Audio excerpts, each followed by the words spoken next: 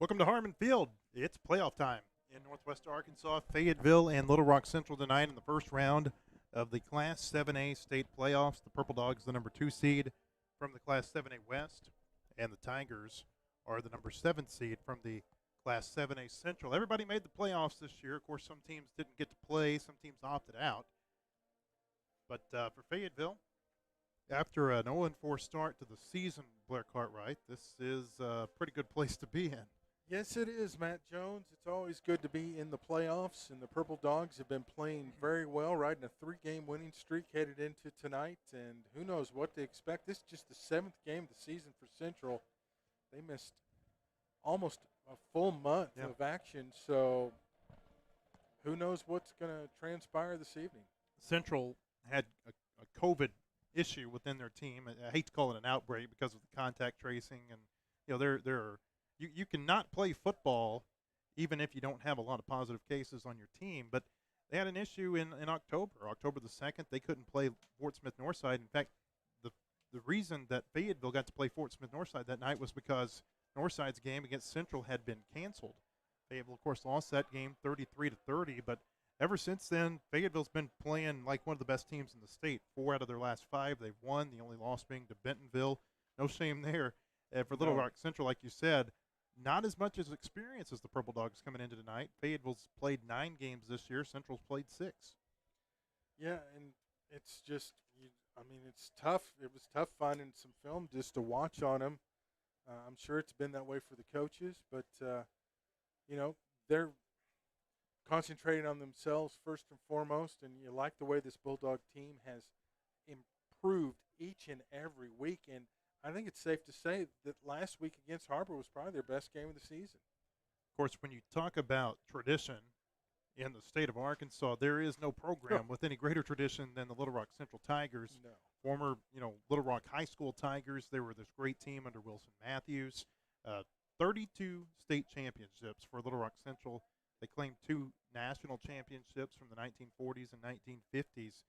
In fact, Blair, there's only one other team in America that has more state championships than Little Rock Central.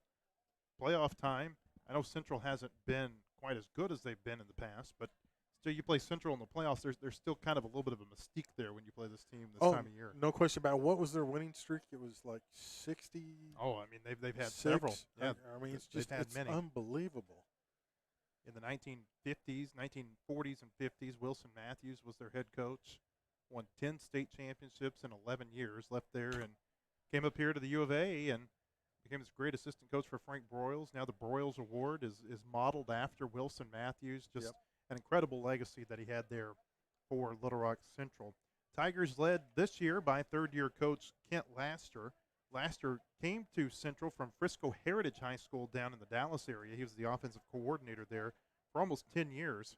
Like I said, it's his 3rd year. And pretty amazingly, Blair, he's only the 3rd coach that they've had at Little Rock Central since the mid-1970s when Bernie Cox came to town. Bernie Cox, of course, spent several years there. Scooter Register had a long career there as well.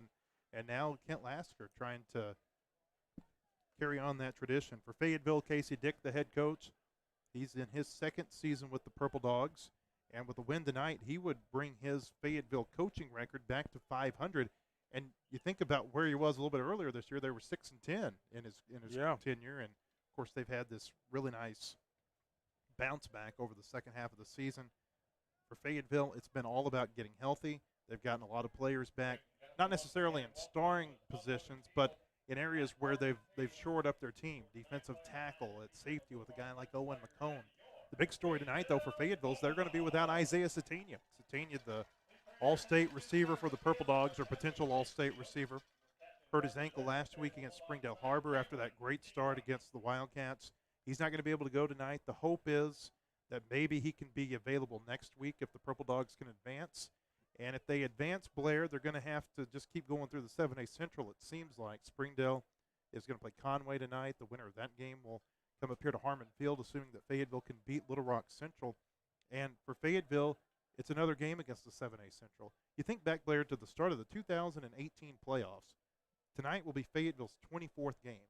9 of those have been against teams from the 7A Central, and you exclude Little Rock Southwest, the first-year program under Darryl Patton, they played every other team in that conference in their last 24 games. And the bracket sets up for another trip to Bryant possibly down the road. And gee, it's almost not playoff season if Fayetteville doesn't go to Bryant. So a little bit different the way the bracket sets up this year with Fayetteville being the 2 seed out of the 7A West. They get assured basically 2 games at home if they win tonight, of course.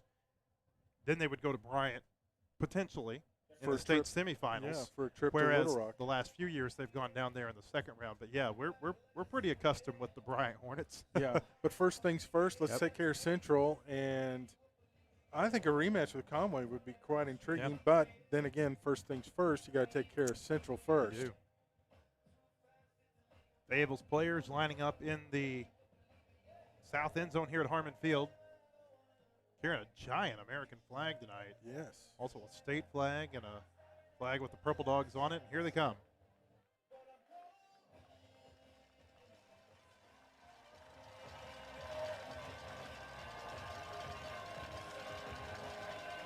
Purple Dogs, winners of 4 of their last 5, beginning here at home in the state playoffs. They've done this quite a few times, Blair. They played their first playoff game at home many years in a row, including the last couple against Cabot, Little Rock Catholic in 2018. They play well here in the playoffs. Yes, they do. Credit to the students crew that not only does our games, but they put the videos together. Mm-hmm. And that entrance video was phenomenal. I wish everybody could have seen it. Hopefully they'll put it up on YouTube. But that was simply outstanding. Purple Dogs tonight wearing their black jerseys, black pants, purple numbers, those purple helmets with the Fayetteville F on one side, the numerals on the other. Little Rock Central tonight wearing kind of their gold tops, black pants, and their black helmets. Whenever Kent Laster came to Little Rock Central, he changed up the helmets. You know, for years they had just that giant C on the helmet. You knew who you were playing when Little Rock Central came to town. He changed it up. They put a tiger logo on their helmet. Yeah, they've redone the logo, and it also has the established 1927 date inside that C. Well, the Dogs are fired up on the sideline. Thomas Needy kicks it off. It's a short kick, and it'll be fielded by Little Rock Central at the 25-yard line. That's where the Tigers will start first down and 10. Our game tonight is being brought to you in part by the Also and Company Real Estate Team. They have over 30 years of experience specializing in both commercial and residential listings and commercial leasing. They're part of Lindsay & Associates, the state's largest real estate company, and they look forward to working with you and showing you how we bring great neighbors together. The Also and Company is a proud supporter of Purple Dog football. Quarterback Lawson Gunn is a senior. He can run, he can pass. So he's kind of a dual threat. You have to keep an eye on him, keep him contained. They mark him at the 26-yard line, so it'll be first down and 10 from there. Gunn brings the player in motion, a little push pass going left side. Not much there. Fayetteville read that well.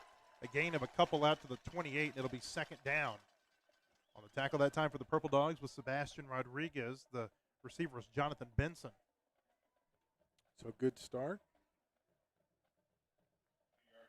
Dogs sticking with that 4-man front, Matt. It's been good to them. Yep. Second down and 8. For Central, they'll move a man in motion to the left side. 2 receivers to the right, 1 to the left of Gunn, the quarterback. Now he looks toward the sideline. And they're trying to get a play in quickly. There's only 6 on the snap clock. Here we go. Gunn takes it, gives it to his running back, and he's met up the middle by a host of Purple Dogs. Andrew Doss was the first one to get there. A couple of others also with him. Sam Franklin, the tailback for Central. It'll be third down and long. Good job by the defensive line. They just did not get much push, and they're pretty big on the offensive line. But the Dog line that time was having none of it. Third down and 8. Central needs to get to just past the 36-yard line. Gunn is in the shotgun formation with 2 receivers to either side. Gives a hard count. And we're seeing here quickly, Blair, that they're going to take most of the snap clock to get their plays off. Just 5 on the clock right now. Gunn takes it. Goes play action. Looks left side. This pass is caught by his tight end near the first down, but I don't think he's got it. That was Devon Duhart on the reception, and he's going to be about a yard or 2 shy of the first down. Owen McCone there to push him out for the Purple Dogs. Kind of unusual to see a team line up, look to the sideline, line up, and then look to the sideline again. They keep their offense on the field here. 4th down and 2. 3 receivers. Gunn gives a hard count. Now looks toward the sideline. Central needs to get to the 36. Big play early in this game if they go for it. Rolling the dice early in this one. Gunn takes the snap, gives it to Franklin, runs up the middle, and he's going to be taken down in the backfield. Caden Turner takes him down. And Fayetteville's going to take over on downs. A loss of 2 on the play. And Caden Turner, who just this week was offered by Kansas State, he's turned into one of the great defensive players in our state, Blair, maybe even the best. And he shows why there. Oh, no question about it. And we've seen him do more than just defense. Caden Turner has been lobbying the coaching staff to put him in on goal line situations, and that's worked out pretty well for Fayetteville here in the last few weeks. 1st down, Bladen Fike comes out in the pistol formation for the Purple Dogs, gives it to Ingram on 1st down, gets across the 30. Ingram's at the 25, and he gets up to the 24-yard line. Gain of 8 on 1st down for Cam Ingram. It'll be 2nd down and 2. Boy, you like that good push up front. And Cam running hard. We mentioned before the game, Isaiah Satania not playing tonight. They give it to Ingram on 2nd down, goes up the middle, and he's going to be short of the 1st down. Gain of maybe a half a yard. It'll be 3rd and short.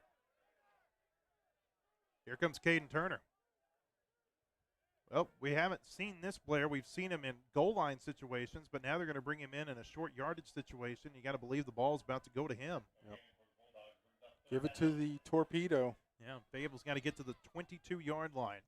Fike gives it to Turner, left side. Turner gets across the 1st down line and out to the 21. So Turner does his job, gets 3 yards, and it's 1st down to move the chains. Didn't plow through the line that time. Went around with the sweep. Nice little wrinkle, different look. Turner comes out. Tyler Reed also comes out. Fayetteville brings an extra receiver in. Ingram back in as the tailback on 1st down. Cattell and Scott are lined up to the right side of Fike. Leek Lindsay is on his left. Takes it, gives it to Cam Ingram. Ingram trying to make something happen. Gets across the 20 and out to the 19. It'll be 2nd down and long. 9 minutes to play 1st quarter. Fayetteville and Central are scoreless, but the Purple Dogs are in the red zone. Fayetteville's defense held Central on a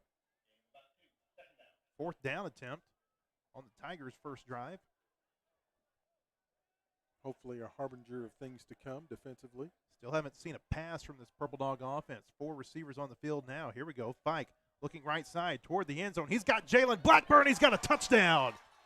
Jalen Blackburn with a 19-yard touchdown catch. That's his first touchdown since the first game of the year.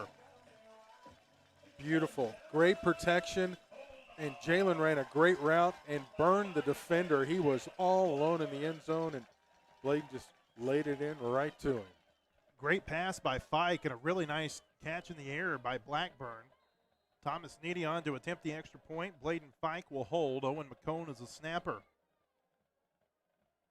Here's the snap. It's kind of low. Fike able to get it, and Needy is able to push it through. With 8:32 to play 1st quarter, our score, Fayetteville 7, Little Rock Central nothing. This is Purple Dog football. Washington Regional understands the world has changed, but one thing that hasn't is our commitment to your health and your safety. Providing safe, compassionate care is our top priority. Learn more at wregional.com/safecare.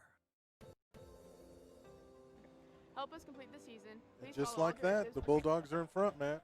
8:32 to play 1st quarter. Fayetteville up 7-0. For all your insurance needs, call Alex Baldwin, your State Farm insurance agent in Fayetteville. Alex and his team can provide you with the coverage you need, so give them a call or stop by. Alex Baldwin, State Farm, proud supporter of Purple Dog football. 5 plays, 32 yards.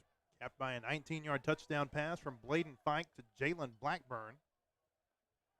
Blackburn scored a touchdown on Fayetteville's first possession of the season down at Conway, a 45-yard touchdown.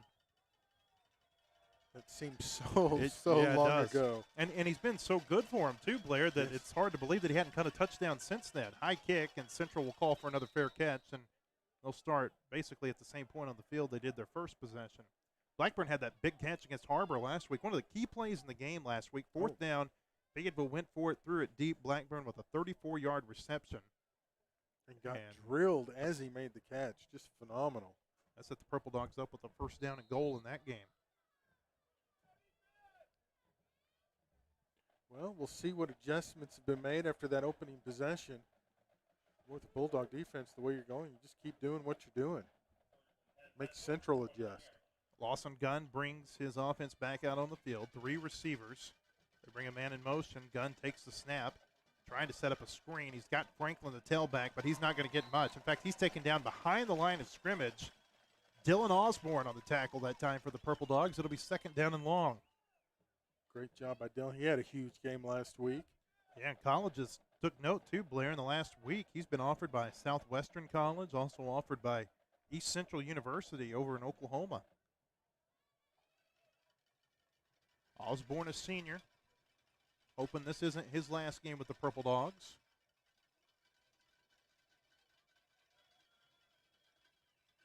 Under 8 minutes to play first quarter. Fayetteville up 7-0. Second down for the Tigers. Second and 11. They bring a man in motion. Little push pass. Parker Perry running right side, and he's not going to get anywhere. Taken down behind the line of scrimmage. Loss of about 2 on the play. It'll be third down and long. The defense is swarming tonight. Looked like Andrew Doss might have been the first one there to him. Cade Fields also in the vicinity. Now it's third down. The Tigers need to get to their 37. Third down and 13. 4 receivers. 2 to each side for Gunn. The tailback is Jeremiah Sample. Play action. Throws right side. The pass is caught, but there's just not much there. Taken down after a short gain. Dylan Osborne on the tackle. On the catch that time for the Tigers was Jackson Cobbs, and they'll punt. Another good defensive stand for the Bulldogs. Well, that was a dangerous pass in traffic, too. He was lucky it wasn't picked off. Justin Logue back deep for the Purple Dogs. He stands inside his own 40-yard line. Harry Wyckoff is the kicker for Little Rock Central, a left-footed kicker. Gets it off. Pretty good kick. Logue going backward, and he takes a fair catch at the 29-yard line. 6:32 to play first quarter. Ozarks Go is offering all fiber gigabit internet as well as premium television and telephone services to Northwest Arkansas. Ozarks Go is a telecommunications arm of Ozarks Electric Cooperative. They're changing the definition of internet. Ozarks Go is a proud supporter of Purple Dog football. Go is what we need the offense to do, right back down the field and into the end zone. More of a traditional drive that Fayetteville will have to put together here as they start from their own 29-yard line. Fike comes out with 2 receivers to the right side. 2 tight end set. They go play action on first down. Fike looking deep for Scott. He's behind the secondary and he can't get to it. There's a flag at the line of scrimmage. And you got to believe this might be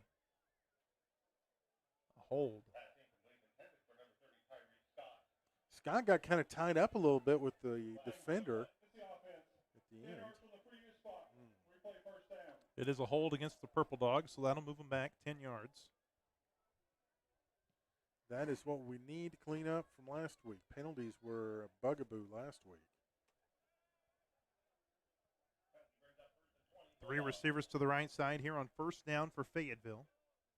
First and 20. Purple Dogs need to get to their 39. Fike.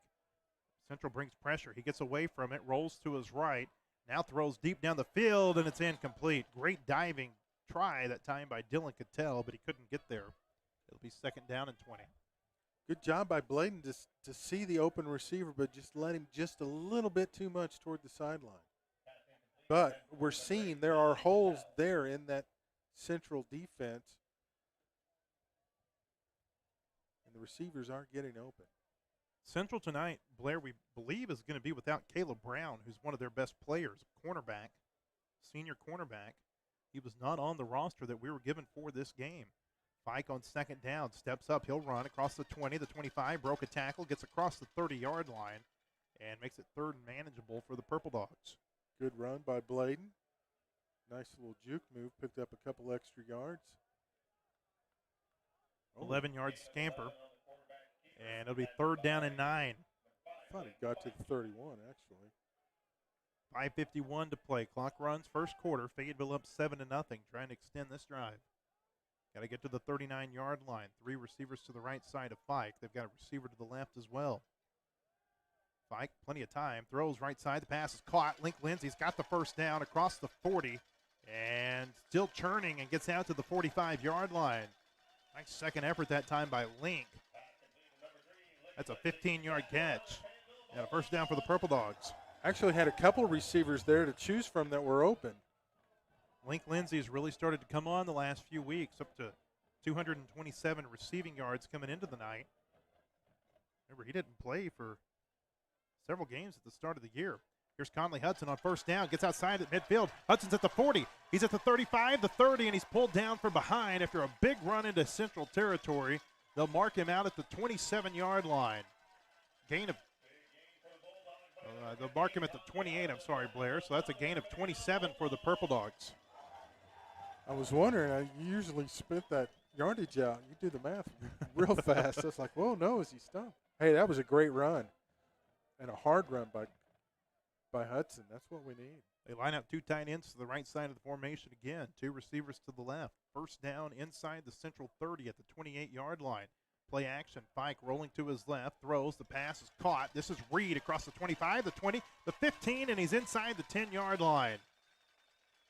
Great play. 19-yard pickup that time by Tyler Reed, the tight end. It'll be first and goal for Fayetteville at the 9-yard line. Boy, that was just a great call. That Reed wide open. Well, they move it back to the 10, so it's first and goal from there. 18-yard catch. Fike gives it to Hudson on first down. Conley Hudson runs up right. Did the ball come out? Central says it did, and so did the officials. Oh, man. Conley Hudson fumbled it, and Central came away with it inside the 10. Oh. Chris Franklin with the recovery for the Tigers.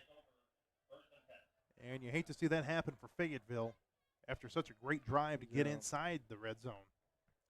Well, need the defense to get that ball back. Circle that play. Could be a big play in this game. First down for Central, 4:49 to play first quarter. Lawson Gunn, empty backfield set. Bing pressured from behind. Now just has to throw it away to his tight end. And that's a big bowling ball. Gets a couple of yards, 5 yards out to the 12. Took 3 Fayetteville players to get him down. Dylan Osborne, Sebastian Rodriguez, Cade Fields on the tackle that time for Fayetteville. Adam Hicks came at him from behind and nearly had him, but couldn't quite get to Gunn at the goal line. Duhart's a big guy. He sure is. I mean, he's wide, and his number like disappears on that jersey. 5'10", 231-pound junior. Central taking lots of time here. Second down and 5. Needs to get to the 18-yard line. 4 minutes to play first quarter. Gunn takes the snap, gives it to Franklin, his running back, goes right side. He's got some room across the 20. First down, 25, 30, and he's wrestled down from behind at the 31-yard line. Jason Johnson with the tackle that time for the Purple Dogs, but not before Franklin goes for 19. That almost went the distance. Samuel Franklin, 5'11", 185-pound senior running back. I was reading that before the season he had about 10 scholarship offers. I don't think they're Division I offers, but he'll play at the next level. Yep.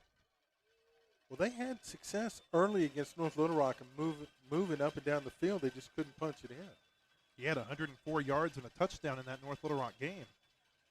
First down, and now Central's going to have to burn a timeout.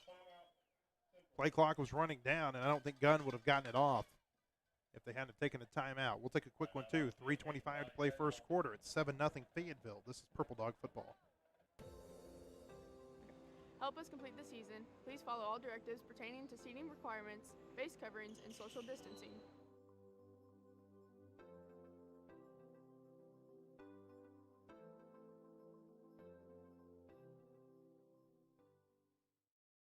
Across the state of Arkansas, Farmers and Merchants Bank and the Bank of Fayetteville join you in cheering on our favorite teams.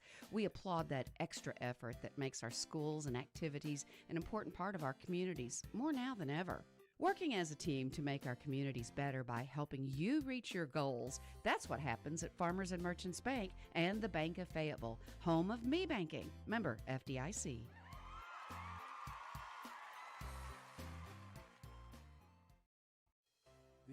Back at Harmon Field, 3:25 to play first quarter. Fayetteville leads Little Rock Central 7-0. The Tigers have a first down here from their own 31-yard line. Lawson Gunn gives it to Franklin. Flag comes out. Franklin hit in the backfield and driven backward for lost yardage. Caden Turner and Owen McCone team up for the tackle, but we got to see what the flag is. Flag came out right as the ball was snapped. So you believe it's going to be some sort of formational type penalty, Blair. You would think so. I don't know that we've seen this crew this year.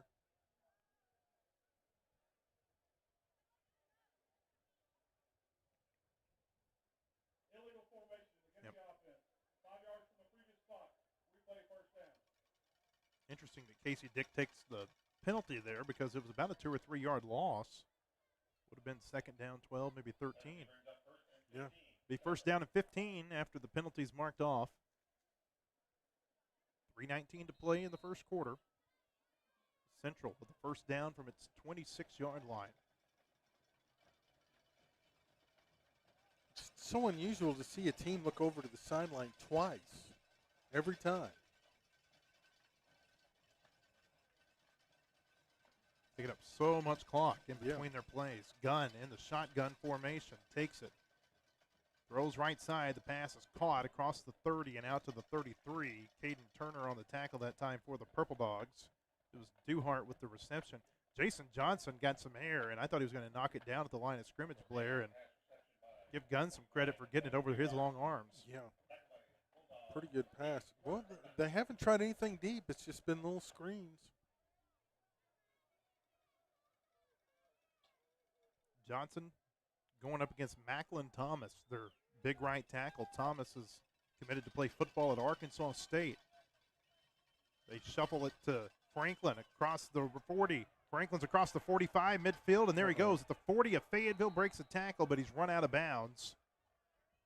Braylon Palmer takes him out at the 35-yard line. That's a big gain for the Tigers, 32 yards. And they still have not attempted a pass in the air of more than 5 yards. Well, no, they had the one down here earlier. But just kind of nickel and diming you right now. First down for Central from the Fayetteville 35. 2 minutes to play in the quarter. They give it to no. Gunn keeps it himself across the 30. First down at the 25, and he's down to the 22-yard line. Owen McCone takes him down after a gain of 13. Nice play call that time. Caden Turner slow to get up for the Purple Dogs. That is not good. No, it is not, and he is going to have to come off. Yeah, he's limping toward the sideline. Oh, he's going to have to fall down, and wisely so. But got to be some concern here now. Fayetteville without Satania, and now this is their other star laying on the field. Yeah, and he is in some pain. The training staff, as you see, out to tend to him. Looking at his left leg.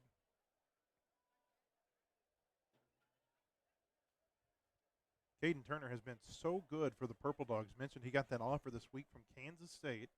That was his 4th Power 5 offer. He has offers from Arkansas, Kansas, Kansas State, Indiana. That's starting to look like a pretty good offer right now. Really. I'm still shocked he didn't have more than that. He will. Yeah. Yeah, he will.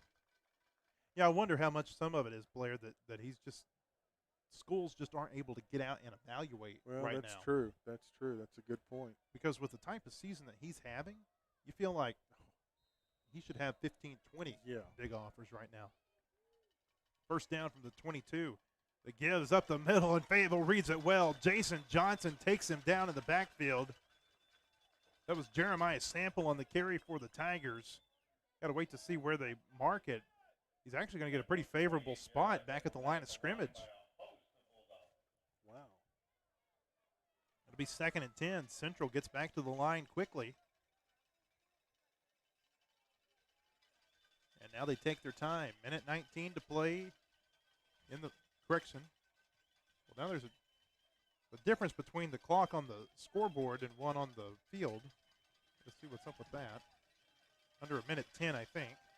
Gunn looking right side on second down, throws toward the end zone, and the pass is incomplete. Owen McCone in coverage. He was looking for Duhart, the tight end. McCone didn't turn around, but just put his hands up and was able to knock it down.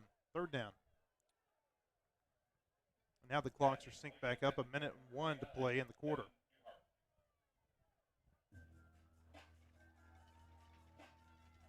Well, you can come up with the play here. I don't know what kind of range Wilcox has.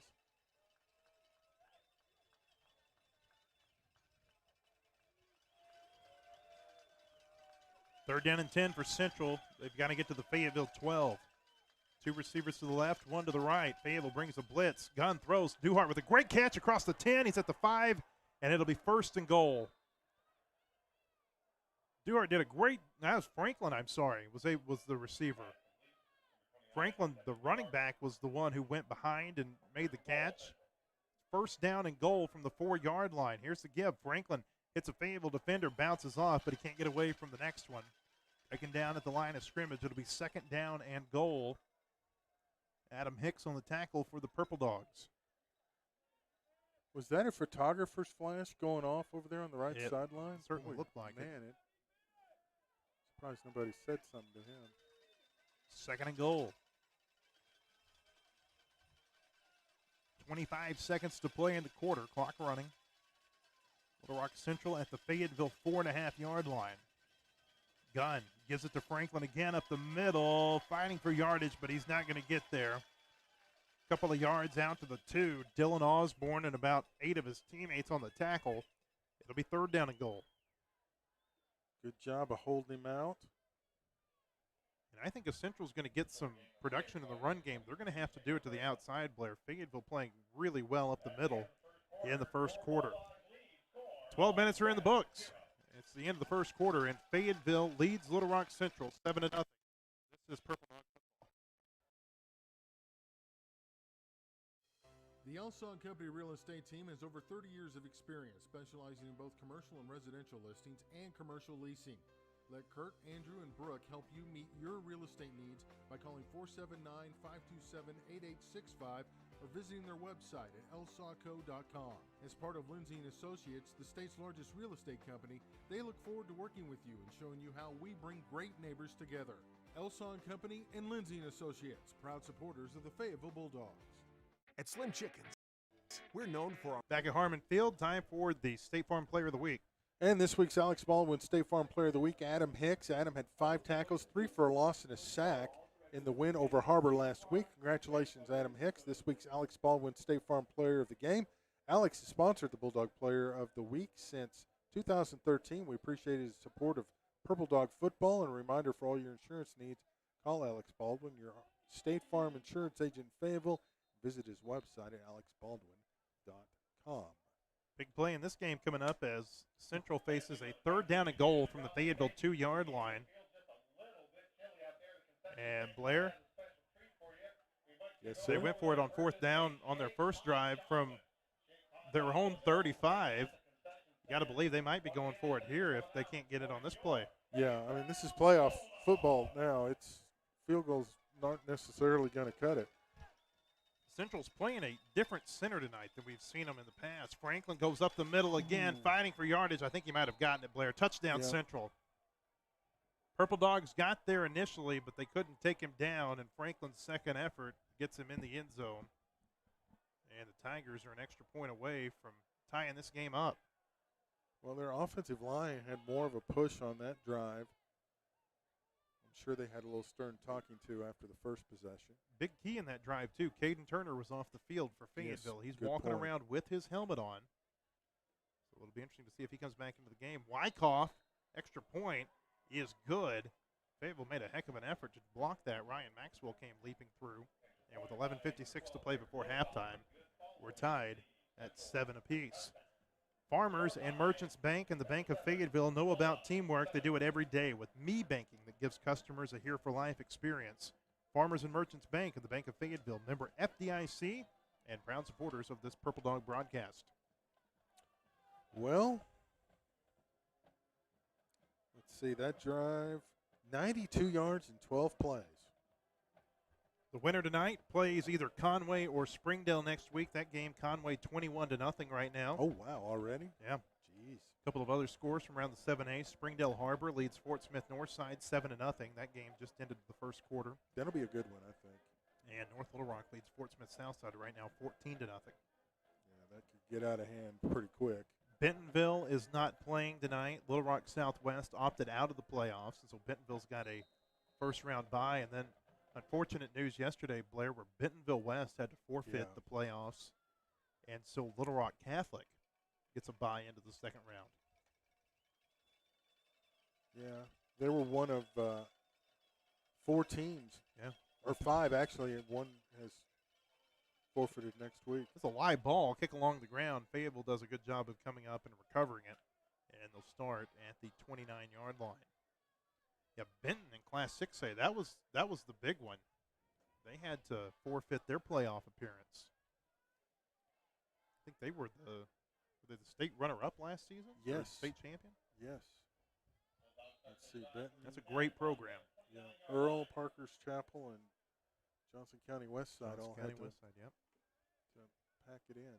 First down for Fayetteville. They stack 2 receivers to either side of the field. Fike in the shotgun formation from the 29-yard line, looking right all the way. This pass is almost intercepted. Maybe a little bit of miscommunication between Link Lindsay and Jalen Blackburn is who the ball was supposed to go to. And Fayetteville's fortunate that one wasn't intercepted. Yeah, there was nobody there where the ball was thrown to. Except for Jalen Harris, the cornerback. Yeah, and that's not the guy you want to be throwing to. Second down.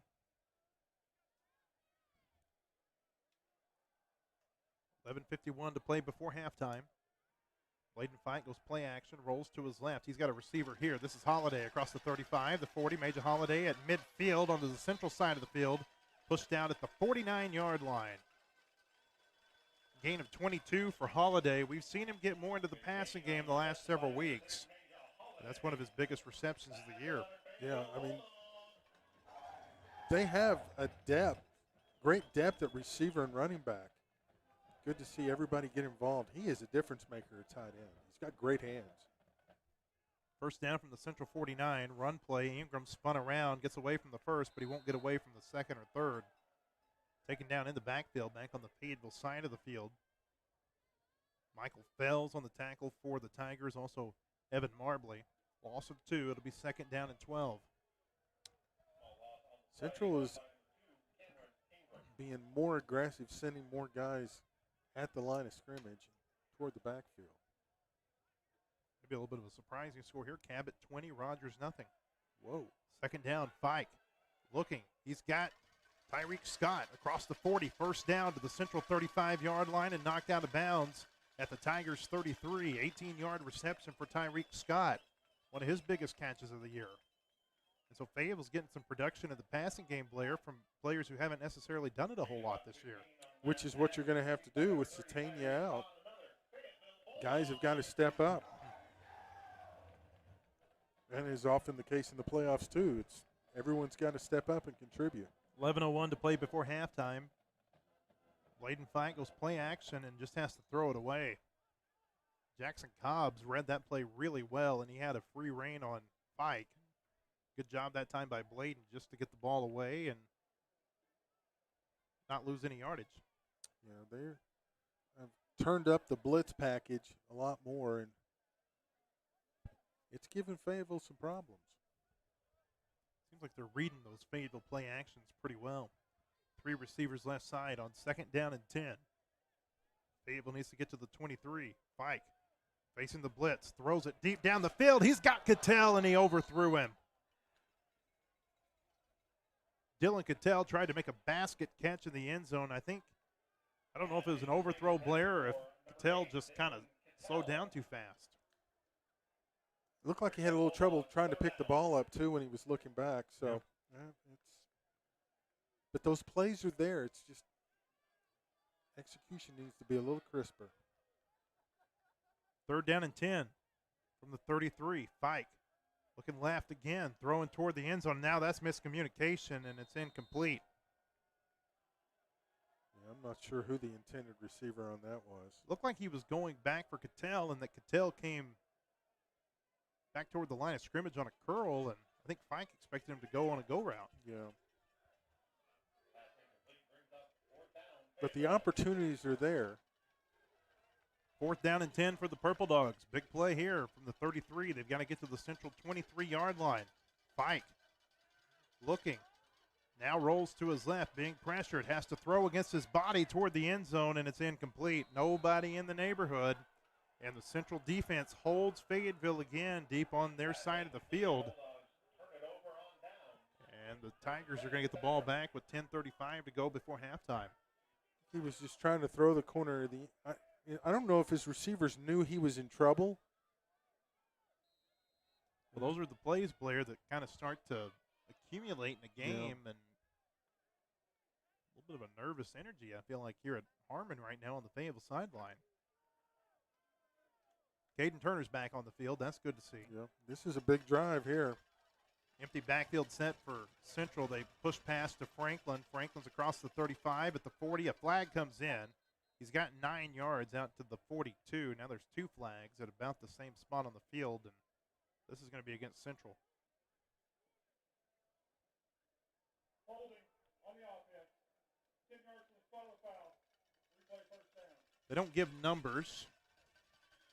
They can, but this officiating crew is not giving a number. No. It looked like it was somewhere on the left side of the offensive line, though, was the offending party. Started this thought earlier, Blair, and then Central scored a touchdown. They're playing a different center tonight than they did in the games we saw earlier in the season. Deshaun Slay, normally their center, a senior. Tonight, Jaden Brooks, who's a junior, playing the position, number 55. There's a pretty significant difference, about a 50-pound difference between the two. Franklin across right side, the 35, the 40, and there he goes, midfield. Franklin's at the 40, the 30. Can Fayetteville catch him at the 20, the 10, the 5? Touchdown Central. Man, that was way too easy for Central. Boy, talk about just the right play call at the right time. Man, I mean, no one came close to touching him. 77-yard touchdown run for Sam Franklin. And the Tigers have taken a 13-7 lead. Harry Wyckoff on to attempt the extra point. Fayetteville late getting players onto the field. And we've got a Bulldog down here. In the corner of the end zone. Just outside the end zone. And that was, I didn't see it. It was kind of well away from the play. Not sure what happened. You hope everybody's all right. Still trying to see who that is. 10:03 to play before halftime. Central leads this game 13-7. Boy, this thing just turned on its ear, didn't it? It looked like Fayetteville comes out, stops them on the first possession, then goes down and scores, and almost scores again until a fumble, and then just lo and behold, Central is. Sebastian Rodriguez is the injured Oh, Purple no. Dog. Doubled over in pain.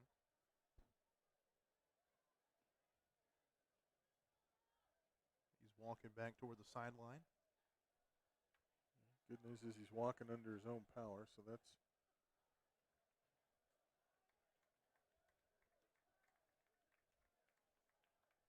Really sure what happened. I mean, Jaden Brooks will snap. Lawson Gunn will hold. Harry Wyckoff, the kicker. It's a high snap. They get it down, and they put it through. That's twice tonight they've had that on their extra points. But with 10:03 to play before halftime, a little bit of a surprising score here at Harmon Field. It's Little Rock Central 14, Fayetteville 7. This is Purple Dog football.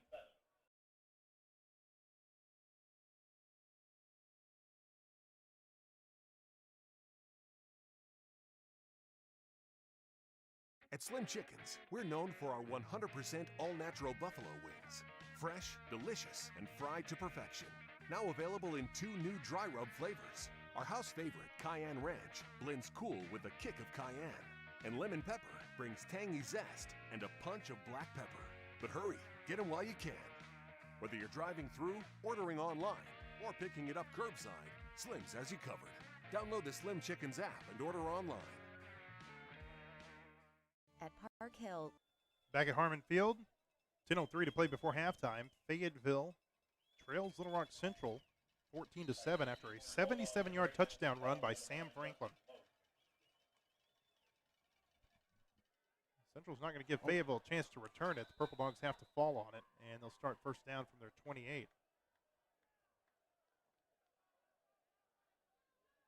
Always makes me a little nervous when the ball just falls off of the tee like that.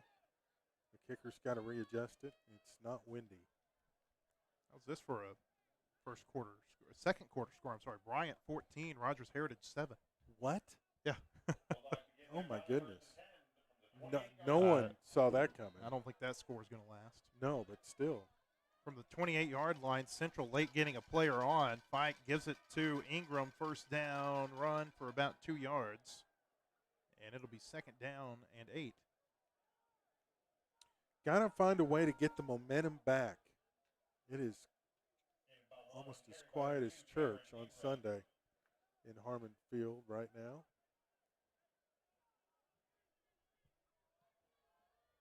Second down, 2 receivers left side. Fike in the pistol formation.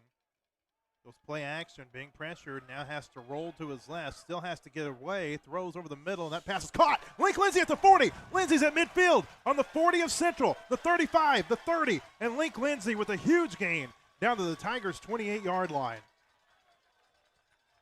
I'm not even sure Link Lindsay was who he was looking for.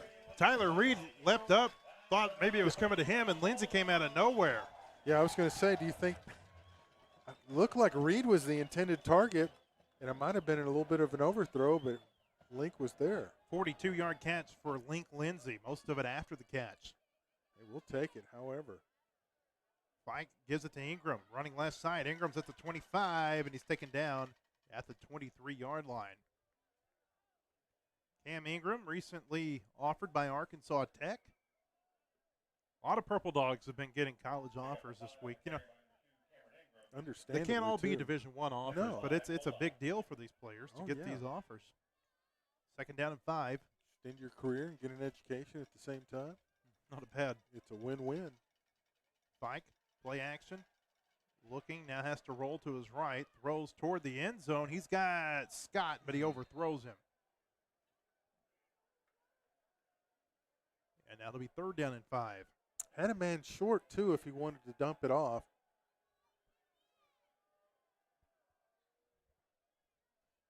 Got to come up with 7 here, though. We've got to answer that Central score. Purple Dogs with a third down and 5. Need to get to the Central 18-yard line. And we've got flags. And it's going to be a pre-snap penalty. Or is it a substitution infraction? Yeah. The infamous false start. That's a tough break for the Purple Dogs. It'll now make it third down and 10.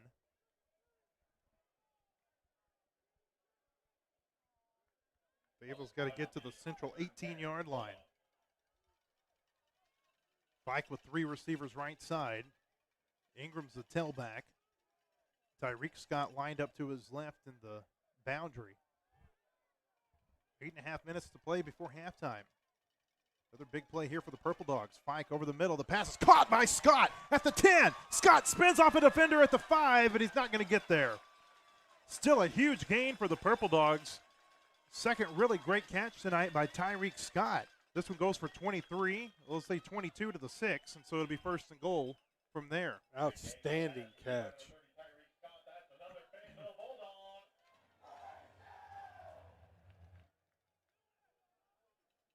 First and goal from the 6-yard line. Fike gives it to Ingram, and he's taken down to the backfield. Flags come out. Jackson Cobb's on the tackle. But here comes the call. And it sounds like it might be against Fayetteville based on the crowd reaction here on this side of Harmon Field.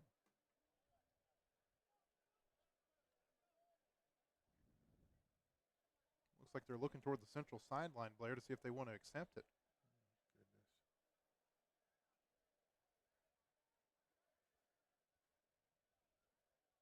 coming into this game tonight, Tyreek Scott had 2 catches for 24 yards. Got 2 catches tonight. 41 yards. Yeah. Holding on the offense. 10 yards from the spot of foul. Replay first down. Penalties killing the Purple Dogs right now. That'll move them back to the 16. It'll be 1st and goal from there. Guess the alternative would have been 2nd and goal from the 10. Fike with 2 receivers. Central brings a delayed blitz. Bladen steps up, throws, and that pass is deflected and incomplete. Chris Franklin with the deflection for the Tigers, and Link Lindsey just couldn't find it in the air. Otherwise, he could have walked in for a touchdown.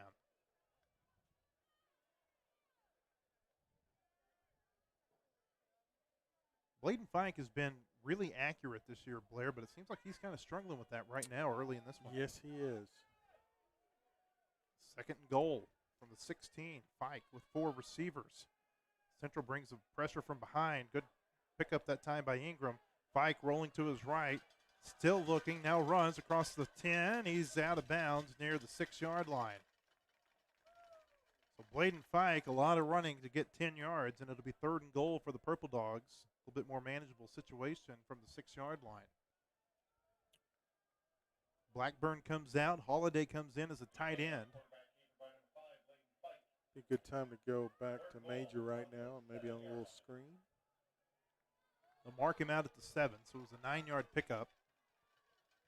3rd down. 3 receivers left side. Fike takes the snap.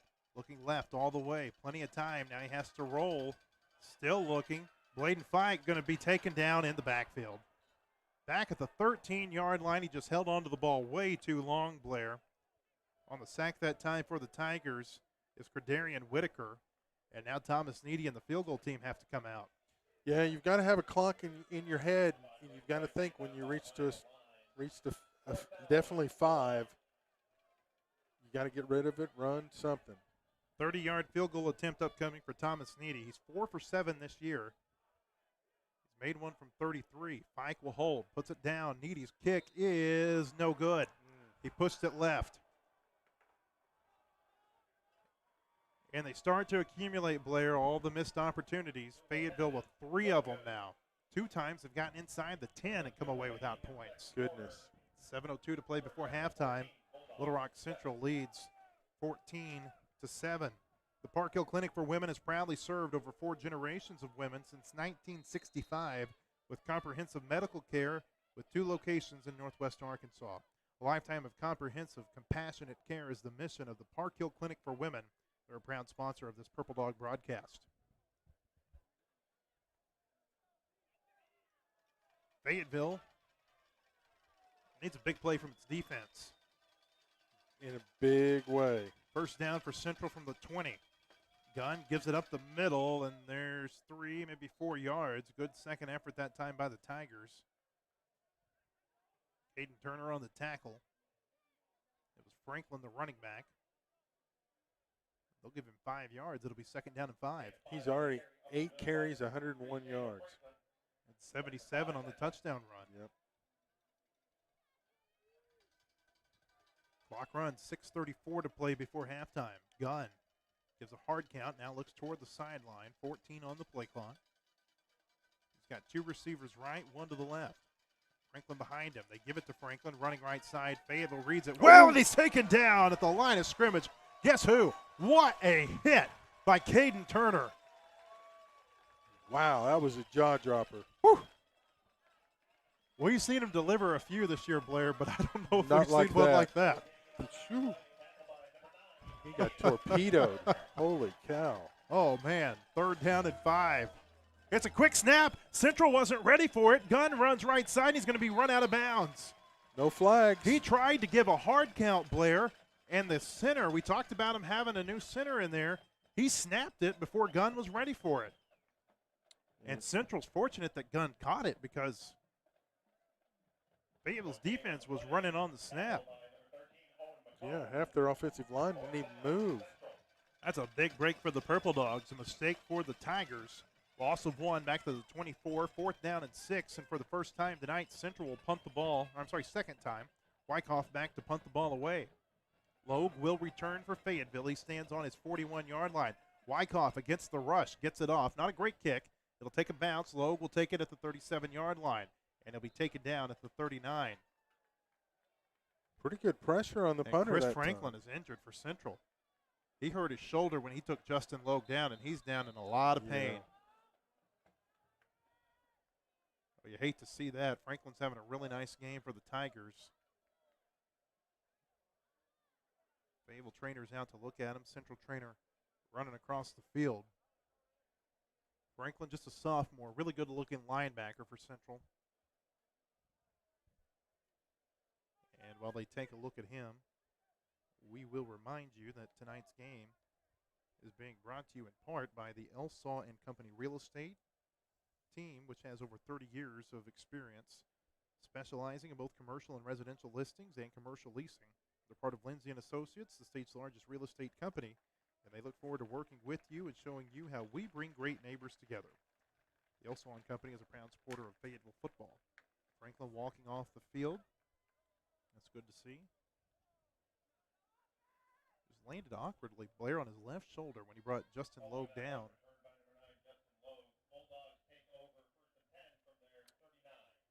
So Fayetteville with a little bit of new life here after that defensive stop. First down from their own 39. 5:09 to play before halftime. Purple Dogs getting all they want and more from Central tonight. Bladen Fike gives it to Ingram on first down across the 40. Ingram makes a nice cut, and he can't get away from the second level. Gets out to the 44, though. It's a gain of 5. It'll be second down and 5. Another good run from Cam. He's going to pop one of those yet. Just wait. Fayetteville needs to get to its 49-yard line. Ingram again at the 45, cuts upfield. He's near the first down marker. I think he'll be about a yard short. It'll be third down and 1. They are selling out and sending everybody, linebacker-wise.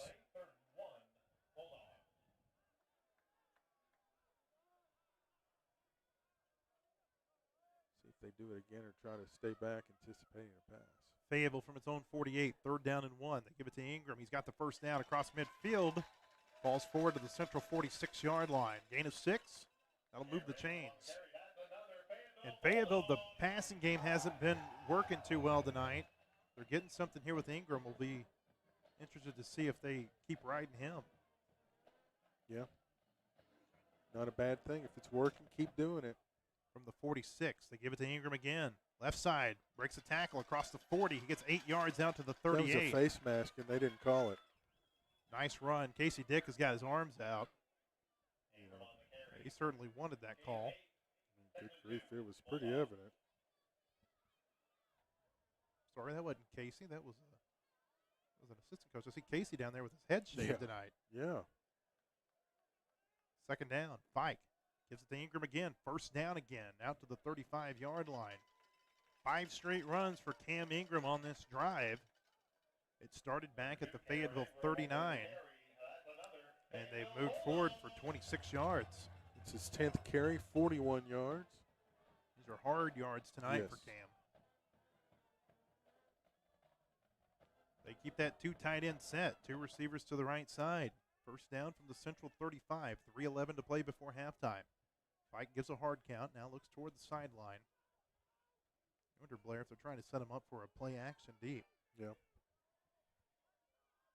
On first and 10, Fike looking, plenty of time, throwing deep. He's got a man, and it's incomplete. Oh, man, we've seen it so many times tonight. He's just led his receivers a little bit too much. He was looking for Link Lindsay in the end zone, and it's second down. Credit Cam, too, with a nice block that gave Bladen just a little extra time to set up and try to hit Link down the sideline. Lindsay has to come off the field because it was such a deep pass. Jalen Blackburn comes on for second down. They give it to Ingram, runs up the middle, not much there. A gain of 1 to the 34. It'll be third down and long. They'll bring Tyler Reed off on third down. Cattell comes out for the Purple Dogs.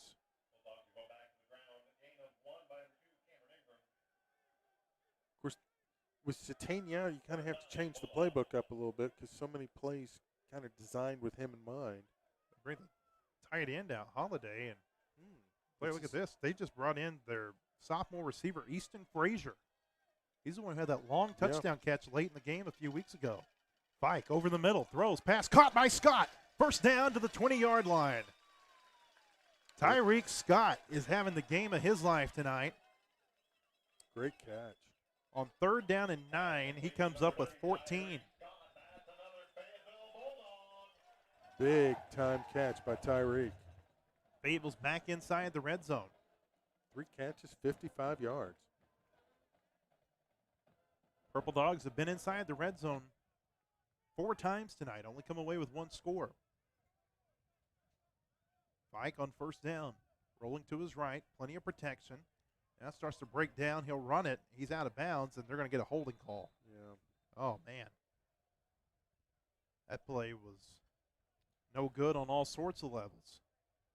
And the flag's back at the 24-yard line, Blair. This is going to be a big-time mark-off. Yeah, this is not good.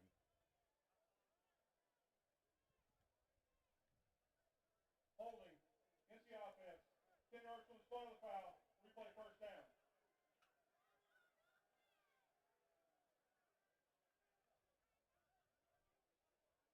They mark that off back to the 33-yard line. So it'll be first down and 23 for the Purple Dogs.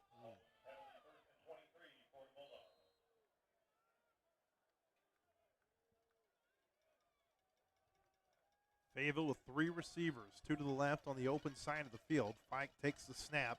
Central brings 5. He throws over the middle, and the pass is incomplete, but a flag comes in. I think this is going to be interference.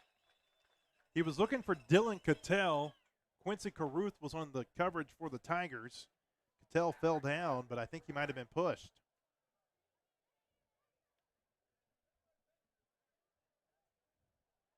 Now you're kind of worried about only 1:39 left in the half. Pass interference against the defense. 15 yards from the previous spot. Remains first down. So it'll be first down and 8 for the Purple Dogs after the interference yardage is marked off. They'll put the ball down at the 18-yard line.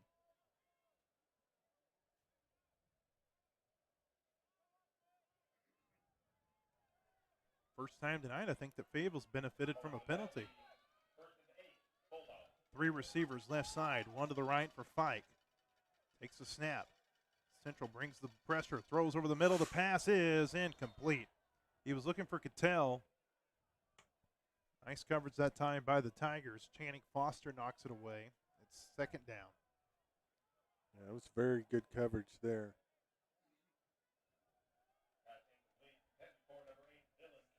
Clock stopped on the incompletion. Minute 33 to play before halftime.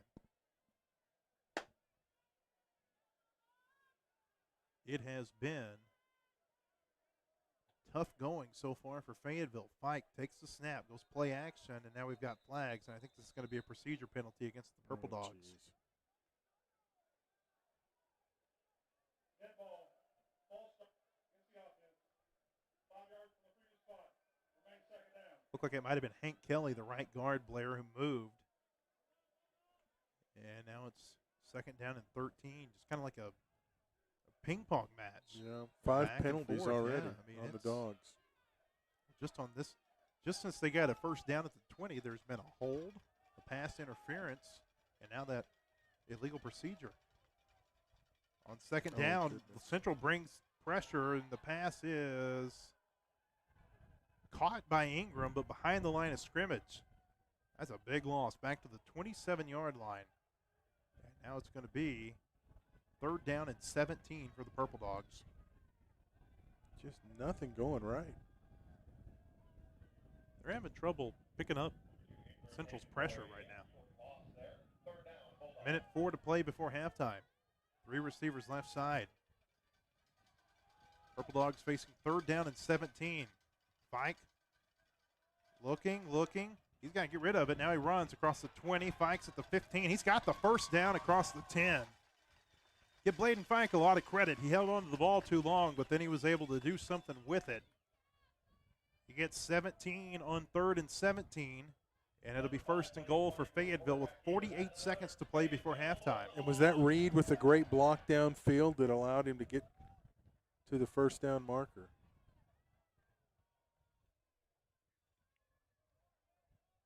Without that block, he didn't get there.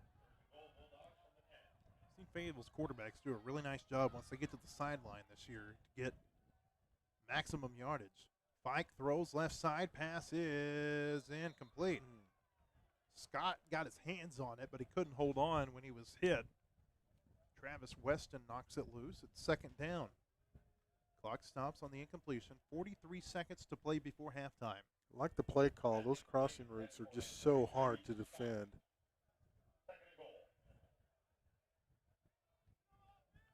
Purple Dogs with a 2nd and goal from the Central 10. Fike takes the snap, looking left, throws toward the end zone. He's got Cattell, touchdown. Finally.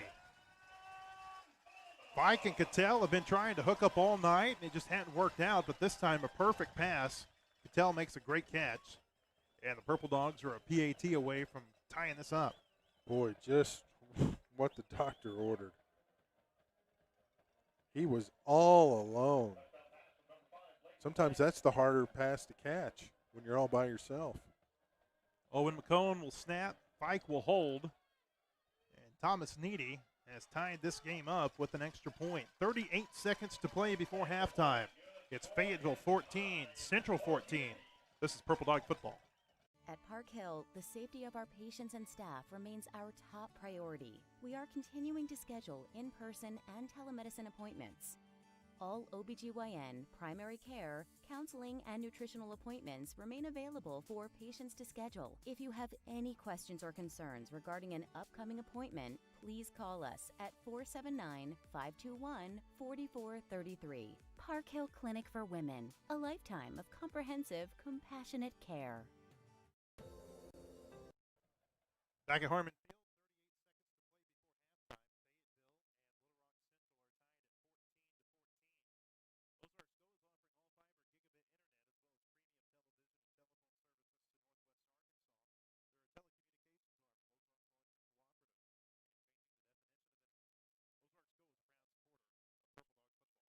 Field, 14 plays, 61 yards. And the big point is the score is now tied, thankfully. it has been a tough first half for Fayetteville, certainly a lot harder than I think most people thought it would be. It's a high kick by Needy, and he's going to kick it out of bounds. Oh, was hoping they'd touch it before it got out of bounds. He wanted to, and his teammate told him, don't do it. So, 22.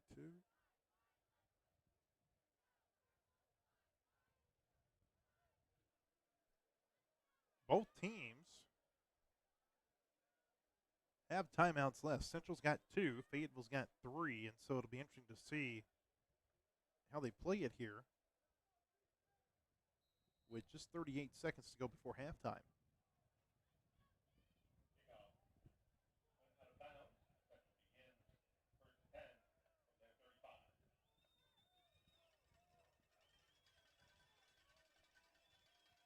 Ball's on the ground. Oh, my goodness. And Gunn falls on it at the 34-yard line. Oh, man, Adam Hicks was in the backfield, and he had fallen down. And had he been on his feet, Blair, I think he would have been able to get it. Central does not have to take another snap, and after that, you got to believe if they're going to. Be crazy to. Well, 13 seconds to play before halftime. Central lines up like they're going to take a snap. Gunn gives it to his running back, and he's not going to get much, up to the 30, maybe the 31-yard line, and that's how the first half is going to come to an end. Jeremiah Sample with a 2-yard run, and after 24 minutes, our score is Fayetteville 14, Little Rock Central 14. Certainly not the first half that we expected from the Purple Dogs. Their offense really struggled at times. Shot themselves in the foot a lot, too many penalties. But the good news for Fayetteville is that there's still plenty of time to play, and they have a good shot at winning this game. Yeah, it's the middle portion of the first half was not good. The end and the beginning were. So thankfully we've got the momentum back on our side as we head to the locker room at halftime. We will take a quick break. Well, first off, before we take a break, Blair, let's go ahead and run around the Class 7A playoffs and give some scores. Down in Conway right now, it's still in the second quarter, and Conway is all over Springdale High School, 45-7. Oh, my. So whoever wins tonight is going to play Conway next week. Remember, Fayetteville played Conway in the season opener. Little Rock Central never got to play Conway this year because that was one of their games that was called off due to the COVID. True. Other scores, Springdale Harbor up the road leads Fort Smith Northside right now 28-7. Down in Central Arkansas, North Little Rock 21, Fort Smith Southside nothing. Also down in Central Arkansas, this one might be the surprise right now, the surprise score, and it's Cabot 41, Rogers nothing. Wow. Rogers has played so well this year. You thought that they would have a little bit more than that in the playoffs, but Cabot's going to send the Mounties home after one round. Well, you almost wonder if there was an injury or something. And then the other score tonight, Bryant has increased its lead to 31-7 over Rogers Heritage at halftime. And a reminder that Bentonville is off this week. They were matched up with Little Rock Southwest, but Southwest opted not to play in the playoffs this year, so Bentonville with the first-round bye. And Bentonville West had to forfeit its playoff game against Little Rock Catholic this week. And so Little Rock Catholic advances by way of the forfeit. Again, it's halftime here in Fayetteville, maybe the most competitive game. Yeah, I'd say so pretty easily in Class 7A tonight. And it's Fayetteville 14 and Little Rock Central 14. We'll take a break, and we'll come back and talk a little bit more about this half in a moment. This is Purple Dog Football. Help us complete the season. Please follow all directives pertaining to seating requirements, face coverings, and social distancing.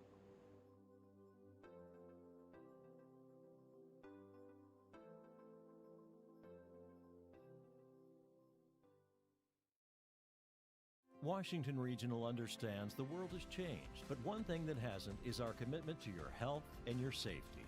Providing safe, compassionate care is our top priority. If you need care, don't wait. Now and always, Washington Regional is here for you. Learn more at wregional.com/safecare.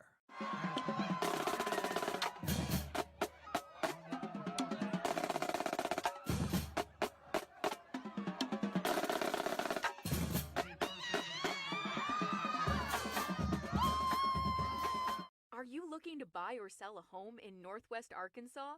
We know the process can be very overwhelming. That is why finding the right real estate agent is so important.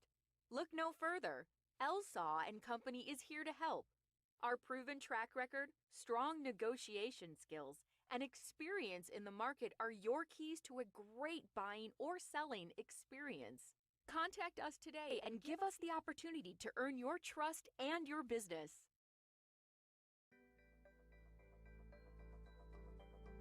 Your internet service should keep up with the changing world. Ozarks Go is a local company bridging the divide with speeds up to 1,000 megabits per second. Whether you're working or studying from home, or playing video games and streaming your favorite shows, our service delivers. Connect and energize your internet with Ozarks Go from Ozarks Electric Cooperative. We want to play. Please do your best to help us continue. Wear your mask, practice social distancing, and follow directives pertaining to seating requirements.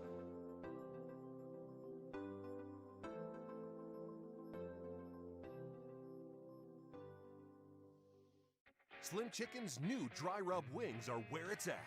House Cayenne Ranch Dry Rub that blends cool with the kick of cayenne, or classic lemon pepper dry rub.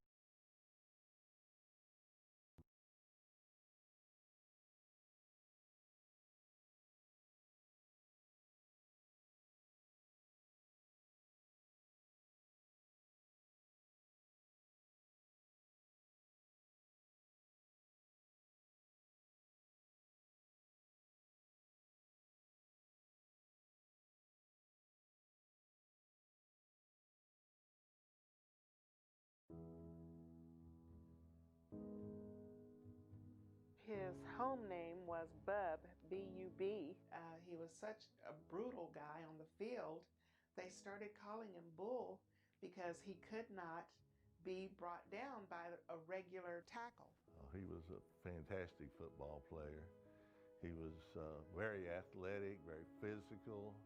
And if you were on the defense and Bull was coming at you, you better hit him low, and then you better hope somebody's coming to help you because you're not going to stop him.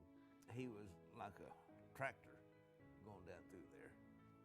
And the other teams, the reason they canceled out on us, I think, was much more about getting their butt kicked than having to play a black on the team. He told me his position was fullback. Not only could he play that position well, but he was able to kick the football from one end of the field into the bleachers at the opposite end. And back in those days, you didn't see very many high school players that would put the ball in the end zone, the kickoff. He did it consistently. Bull would come home, even though he had bloody hands and bloody arms from cleats where people had stomped him, but he'd come home and we would relive those game plays. I cannot tell you, it was like play by play. Our sister Shirley was a couple of years older than Bull. She had to go to high school in Fort Smith because of the segregation laws. So it was a real privilege for Bull to go to FHS. You know, we only had 5 teams score on us in 10 games. Nobody scored more than 7 points. We only got behind in one game, and that was Joplin, and we pulled that game out. While we were at Joplin stop, we usually had a after-game meal of some kind, and the coaches had it set up at a restaurant over there, and we'd start sitting down at the tables, and the guy running the place saw Bull and went over and told Coach Spencer, says, your black football player can eat in the kitchen. And it got around to the rest of us before we, sat down to eat. And Coach says, what are we gonna do? We said, we're not gonna eat here. If Bull can't eat here, we can't eat here. So we got on the bus and went on down the road. The love and the outreach from the teammates, that spurred him on. I can't imagine going on a field knowing that there's so much hatred aimed at you, and even the threats of your life being ended for making a touchdown. Coach Vanette Johnson from Pine Bluff AM&N College recruited him to play for their team with a full scholarship. Before 1965, he tried out for the Cleveland Browns. He went to their camp and he was running the 50-yard dash and became very winded, almost to the point of passing out. So then that's when he discovered that something was going on with his lungs and that he wasn't able to make the team. And he was devastated by that, but he went on. He married a young girl named Shirley Lewis, and she was the love of his life. They were blessed with 2 sons, Sydney and Shannon, and those guys were the love of his life also. They brought joy to him and purpose. Bull's biological father was Ralph Buddy Hayes, and although he was a great, outstanding guy in the community, he was an absentee father in Bull's life. And I believe that's what fueled Bull's desire to reach out to other youth and to help them prosper and grow. He taught other youth how to be respectful and coachable in his career as executive director of the Boys Club of Topeka, Kansas. My father, Bill McPherson, was instrumental in helping him see the vision. Also, I had a couple of uncles, Louis Bryant Jr. and Sherman Morgan, both were uncles of ours. they really influenced him. And also the coaches there on the team, they really laid it out where he could be as great as he wanted to be. They believed in him, and they were so happy that he was coachable. We had a praying grandmother. She prayed and she taught us how to love unconditionally. So even though segregation laws were in place, we were learning how to treat others with love and respect. The history and timing that he came uh, was fortunate for us, but maybe unfortunate for him, because if he'd have been 10 years later, he'd have been maybe an All-American high school player. I mean, he was that good.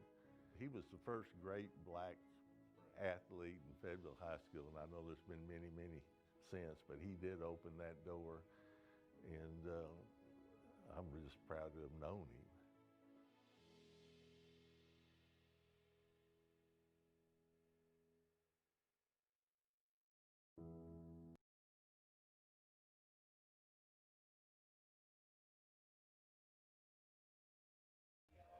Back at Harmon Field, it's halftime. Fayetteville and Little Rock Central are tied at 14 apiece. This is the 12th consecutive year that Fayetteville has played its first playoff game at home. That says a lot, too, Blair, about the success that this program has had, that they've been in the playoffs that many years in a row. In fact, they've actually been in the playoffs more years in a row than that. You have to go back to before they won the state championship in 2007 to find the last time that Fayetteville didn't make the playoffs. In fact, the last year that Fayetteville did not make the playoffs was 2002. Wow. I think that was Mike Adams' last year as Fayetteville's head coach. Darrell Patton came in, and they made the playoffs every year. And they've been here at home in the first round, or sometimes in the second round, because they've gotten a first-round bye. But 12 straight years now they've played their first playoff game here at Harmon Field. You know, they've won their last 6 first-round, again, let me go back. Yep. They've won their last 6 opening playoff games. The last loss, Little Rock Central, 2013. One of the bigger upsets, I think, in the state of Arkansas in the last decade or so. Central came up here and beat Fayetteville 34-28 in the 2013 opening round. That was the year that Fayetteville was trying to three-peat. Yeah, that was a stunner. Yeah, it was a big loss. It was a very surprising loss for the Purple Dogs. And this one's been a little bit of a stunner, too. Fayetteville struck first. Blackburn on a 19-yard pass from Fike. PAT, 7-0. But then Samuel Franklin goes in from the 2, tied it at 7, and then Samuel Franklin goes 77 yards. PAT made it 14-7 Central. Then the Bulldogs, right before halftime, as you saw, Bladen Fike to Dylan Cattell for 10 yards. The PAT tied it up at 14. Statistically, the Bulldogs have rushed for 105 yards, thrown for 177. Central's rushed for 112 at 77. Really, is their biggest play by far. 75 yards to the air. Stats don't really blow you away. It's one of those games where you really got to throw the stats out the window because it's all about the scoreboard. Bladen's been off tonight, though. 10 of 21 for 177 yards. 2 touchdowns, though. Gunn, 9 of 10 passing. They've all been little short ones for 75 yards. Franklin, 10 carries, 104 yards. Cam Ingram's been the bell cow for the Bulldogs, 11 carries, 42 yards. And Conley Hudson, 2 runs, 29 yards. But that fumble inside the red zone proved large. Link Lindsey's been great tonight. 2 catches, 57 yards. And Tyreek Scott, 3 catches, 55 yards. 1, 2, 3, 4, 5, 6, 7 Bulldogs have caught passes tonight. All right, let's go kind of a deep dive into what's going on across the state of Arkansas right now and how it impacts the playoffs. And we'll start here. Fayetteville and Central tied 14-14. The winner of the game tonight will play the winner of Conway and Springdale, and that's going to be Conway. The Wampus You're already Cats projecting a winner? Yeah. The Yeah, this is like when the election night. Yeah, it's like when the polls closed and the winners projected a minute later. Yeah, Conway 45-7. They lead Springdale right now. That game in the second quarter. So Conway's going to move ahead into the second round. If Fayetteville plays Conway, remember it'll be a rematch of the season opener when the Purple Dogs and the Wampus Cats played, and Conway won that game 38-21. This is a much different Fayetteville team than the one Conway saw in week 1. Of course, you got to believe every team is quite a bit different than back in August, but the winner tonight will play Conway next week. And this first half reminds me a little bit of the Conway game, because Fayetteville kind of dominated early on, and then Conway kind of caught back up, and it's crazy. On the other side of our quadrant, Bryant and Rogers Heritage are playing right now. Bryant leads that one 31-7. It's at halftime. Of course, they're going to move on tonight and beat Heritage. Harbor and Northside are playing just up the road, and Springdale Harbor leads that game 28-7. So if those two scores hold, the second round playoff matchup will be between Harbor and Bryant next week down in Bryant. And you look at the bottom half of the bracket, Bentonville moved on by way of a bye this week. Little Rock Southwest opted out of the playoffs. Bentonville will host Cabot next week. Cabot leads Rogers 41-7. That game is at halftime. And so you got to believe that it's going to be Cabot coming to Bentonville next week. Kind of an intriguing second round playoff matchup. Think about Cabot. They're coached by Scott Reed, who's won some state championships. I think he won 4 of them at El Dorado. Yeah, Rogers he's really got that program. Yeah, Rogers scored right before halftime, where they've been mercy ruled. Yeah. And then at the bottom of the bracket, Little Rock Catholic advances by way of a forfeit. Bentonville West, because of COVID, had to forfeit its game against Little Rock Catholic. The Bentonville West coach, Brian Pratt, said that there were 14 coaches and players who had tested positive for COVID. And then I think, did I read about 33 others who were in quarantine because of contact tracing? And so Bentonville West has to forfeit tonight to Little Rock Catholic. Little Rock Catholic moves on, and they will most likely play North Little Rock next week. North Little Rock leads Fort Smith Southside right now 28-0. That game is at halftime. And so, Blair, it has been the 7A Central that has dominated this state for the last 2 or 3 years. You know, the 7A West had that great run where they won state championships for 12, 13 years in a row.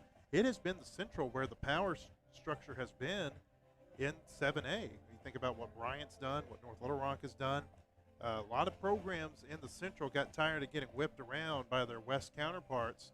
They went out and made really good coaching hires in the last 3 or 4 years. And whether it be Keith Pimple at Conway or Scott Reed at Cabot. Buck James at Bryant. Buck James. I mean, they have really caught up with the 7A West and maybe even surpassed the 7A West in the last few years. And right now, Fayetteville and Central notwithstanding, because this game is still very much up in the air. But as it looks right now, in the second round of the playoffs, all you're going to have from the 7A West, unless Fayetteville can advance, is Springdale Harbor and Bentonville High School. Wow. So would have been unheard of 5 years ago. Yeah, absolutely. But it's kind of become maybe the expected at this point in time. Fayetteville and Central, they've got really the only entertaining game right now in Class 7A. And they're about 5 minutes away from kicking off for the second half. We'll take a break and be back in a moment. This is Purple Dog Football.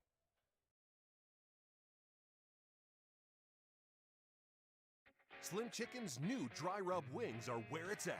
House Cayenne Ranch Dry Rub that blends cool with the kick of cayenne, or classic lemon pepper dry rub that brings a tangy zest. Download the Slim Chickens app and order online. It could happen to me.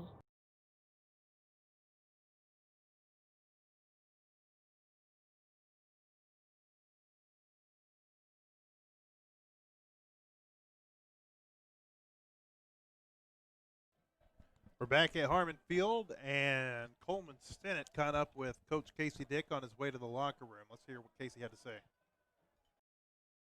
Welcome back, everybody. My name is Coleman Stennett, down on the sideline with Coach Dick. So, Coach, in that first half, Central seeming to really love the run game there. So what is your plan for the second half to adjust to that? We've done a good job, minus about 2 plays in their run game. The 2 things that we've missed is the two opportunities they've had to make big plays. So we got to clean it up and limit those things, and we'll be just fine. And What is your plan for your offense to get clicking in the second half? We just got to get comfortable. We got to be able to throw it to. We're going to have to be able to throw it to win the game with the number of people in the box. So we'll have to be more consistent, do a better job of that. Thank you, Coach. All righty, folks, you heard it here first. My name is Coleman Sennett. Back to you guys. A little more talkative this week than typical. New haircut, too, as you mentioned earlier. Yeah. Fayetteville back on the field. Little Rock Central also back on the field. We're about 3 minutes away from the start of the second half kickoff. Ozarks Go is offering all fiber gigabit internet as well as premium television and telephone services to Northwest Arkansas. Ozarks Go is a telecommunications arm of Ozarks Electric Cooperative. They're changing the definition of internet. Ozarks Go is a proud supporter of Purple Dog football. Also brought to you tonight by Elsaw and Company. Their real estate team has over 30 years of experience specializing in both commercial and residential listings and commercial leasing. They're part of Lindsay and Associates, the state's largest real estate company, and they look forward to working with you and showing you how we bring great neighbors together. The Elsaw and Company real estate team is a proud supporter of Purple Dog football. Fayetteville and Little Rock Central are tied 14-14 at halftime. The Purple Dogs will get the ball first in the second half. We'll take a quick break. This is Purple Dog football. It could happen to me. It could happen to me. It could happen to me. It could happen to me. It could happen to me. It did happen to me. A heat stroke can happen to anyone, and it's 100% preventable. Always remember, prehydrate, hydrate, and rehydrate. For more tips on proper hydration, go to kendrickfincher.org. Are you looking for a commercial space for your business? Choosing the right location can be a challenge. That is why finding the right real estate agent is so important. If you are considering buying, leasing, or selling commercial real estate, Elsaw & Co. is here to help. Let our years of commercial real estate experience, knowledge of the market, and customer relation skills benefit you. We know that you are busy, so let us help you. Give us a call today.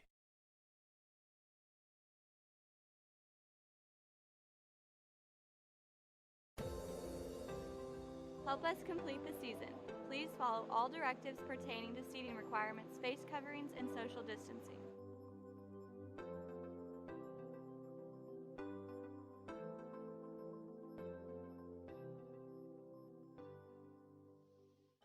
Back at Harmon Field, getting ready for the start of the second half. Fayetteville and Little Rock Central are tied 14-14. Purple Dogs will receive the opening kickoff in the second half. And a conscious effort here, Blair, by the team to get pumped up. Yep, the momentum. Kind of a lifeless, I hate to say lifeless, but there wasn't a lot of momentum on the sideline in the first half by the Purple Dogs. No. And you can tell that Casey Dick trying to get them to bring the energy, and now they're trying to match it on the other side of the field. Central was pretty hyped up outside their locker room.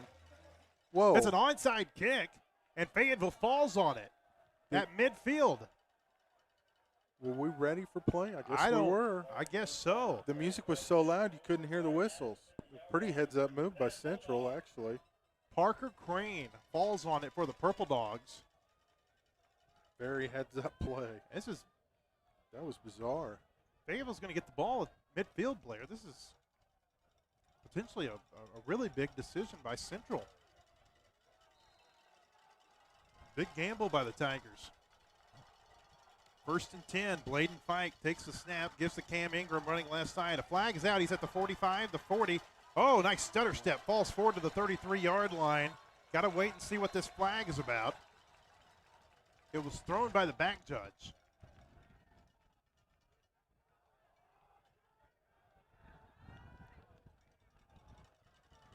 If the play stands, it was a 17-yard run by Cam Ingram.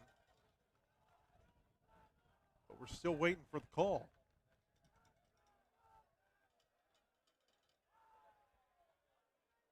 Casey Dick looks like he's saying he wants to decline whatever the penalty is. Wow.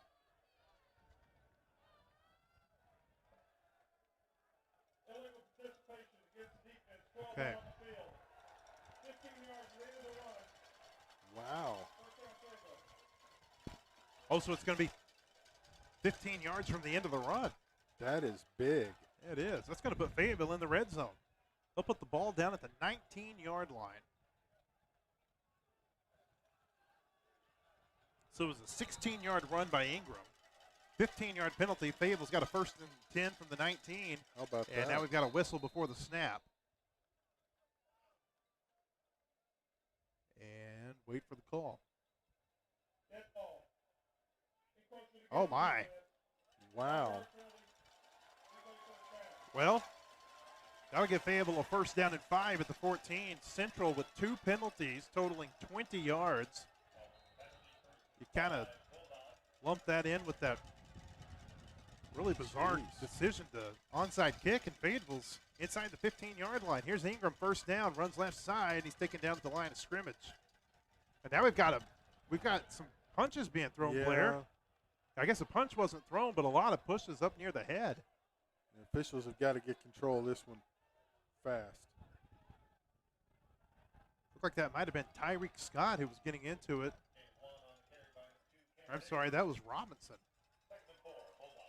Getting into it with a player in the Central secondary. Oh, surprising, no flags.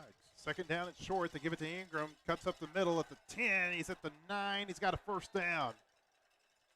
He'll fall forward to the 8-yard line. Gain of 5 for Cam Ingram. It'll be 1st and goal for Fayetteville. What a start to this second half. Now they got to punch it in. Yeah, just let Cam keep punching it in. It's moving.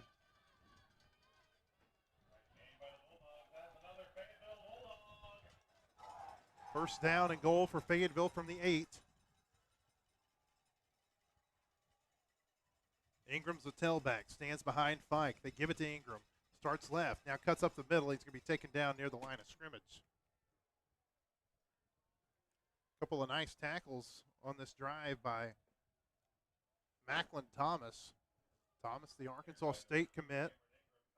Committed as an offensive lineman, but he's playing pretty well up the middle for the Tigers right now on defense. Yeah, he's like the one man to beat for Cam to get in the end zone. 2nd down and goal. Early moments here in the second half. Layden Fike with just 2 wide receivers, 2 tight ends. They give it to Ingram, runs left side, breaks a tackle. Ingram's at the 5, touchdown! Cam Ingram goes in from 8 yards out, and the Purple Dogs have taken the lead. Great job up front by the guys on the offensive line to open up the holes. Dylan Moore, the senior linebacker, had a hold of Cam Ingram's jersey and just couldn't keep him down. Ingram broke the tackle and then spurted forward for the score. That drive was all Cameron Ingram. Yes, it was.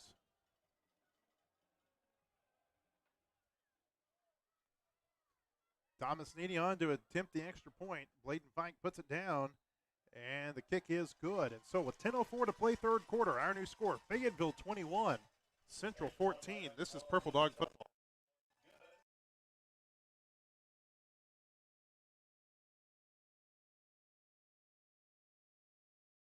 Washington Regional understands the world has changed, but one thing that hasn't is our commitment to your health and your safety. Providing safe, compassionate care is our top priority. Learn more at wregional.com/safecare. Back at Harmon Field, 10:04 to play 3rd quarter. Fayetteville leads Little Rock Central 21-14. For all your insurance needs, call Alex Baldwin, your State Farm insurance agent in Fayetteville. Alex and his team can provide you with the coverage you need, so give them a call or stop by. Alex Baldwin State Farm is a proud supporter of our Purple Dog broadcast. Well, it's got everybody at Harmon Field up on their feet wearing purple, and that's what we need. Get some energy going.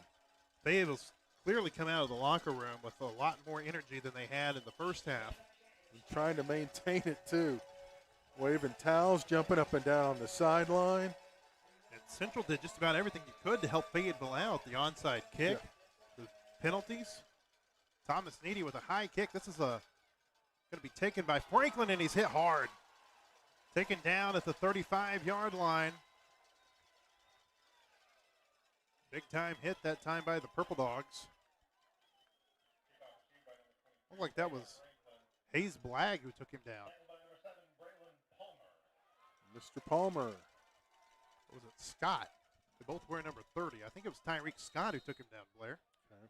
They give Palmer the credit on the PA, but hey, whoever did it, good job. All right, defense. Answer the challenge here. First down for Central from its 35-yard line. Gunn takes the snap, push pass to Franklin up the middle, and he's going to get a few yards, maybe 5 out to the 40. Second down. Fayetteville comes out here to start the second half with a 3-linebacker set. That's what we're used to seeing from the Purple Dogs, but they're running a 4-3. We haven't seen that a whole lot. Franklin hitting the backfield. He's taken down. Jason Johnson with the play. All the way back at the 33-yard line. That's a loss of 7. It seems, Blair, like every time that Jason Johnson makes a play, it's about 5 to 10 yards in the backfield. Oh, it's a big one. And that was a big one there. He was not getting away from Jason. Third down and 12. Fayetteville, what we saw from them for most of the year, Blair, was a 3-3-5 defense, a nickel defense. But what we're seeing from them right now is more of a traditional defense, a 4-3. Yep, mixing it up again. Good adjustment at halftime. Empty backfield set for Gunn on third down, being pressured. Now he just tucks it and falls down. They'll give Adam Hicks credit for the sack. He was the closest one there, but Gunn just kind of gave himself up back at the 29-yard line. It's a loss of 4, and Central's going to punt the ball away. I think he tripped over his lineman, actually. Trying to get away, but either way, that's good news for the Bulldogs.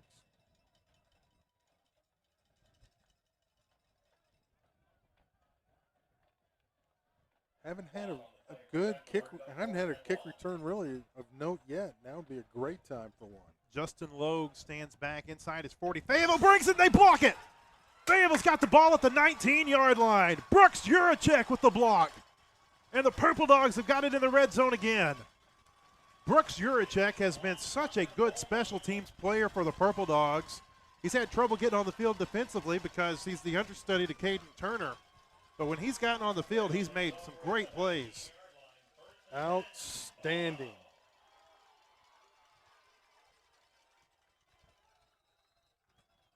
First down for the Purple Dogs at the Central 19. They've got the momentum trying to make it a 2-score game. Fike gives it to Ingram, left side. Ingram runs across the 15, pushed forward at the 10, bounces off a defender, and now he's going to be taken down. They should give him forward progress to the 10. It'll be second down and 1.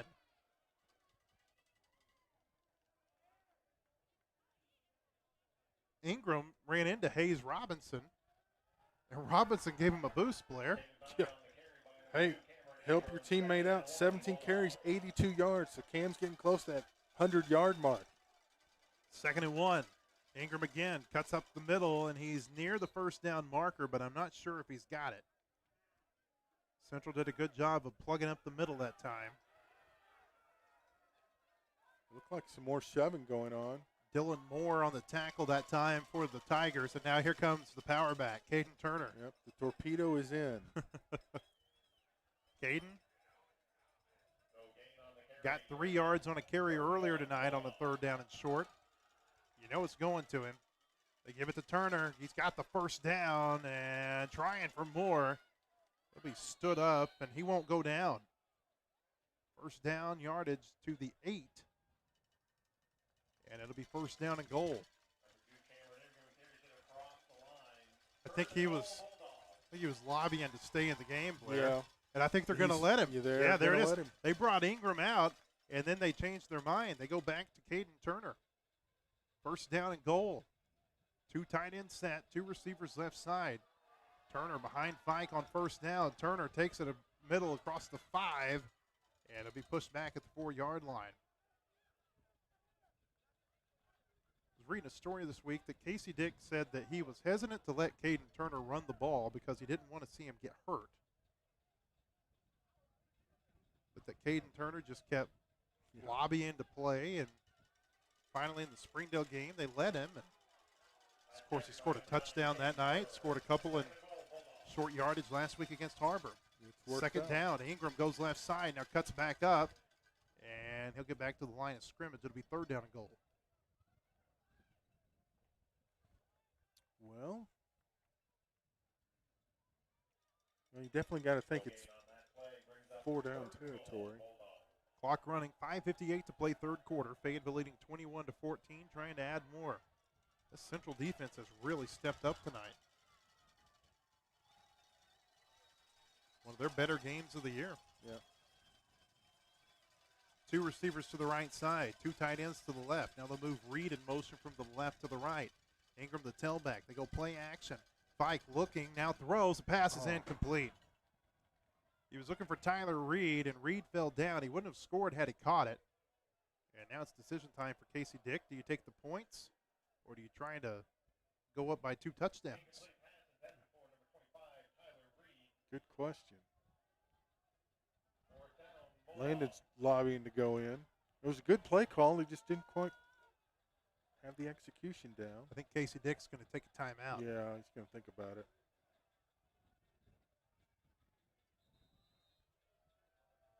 Timeout on the field. 5:31 to play in the third quarter, and Fayetteville leads 21-14. We'll stay here.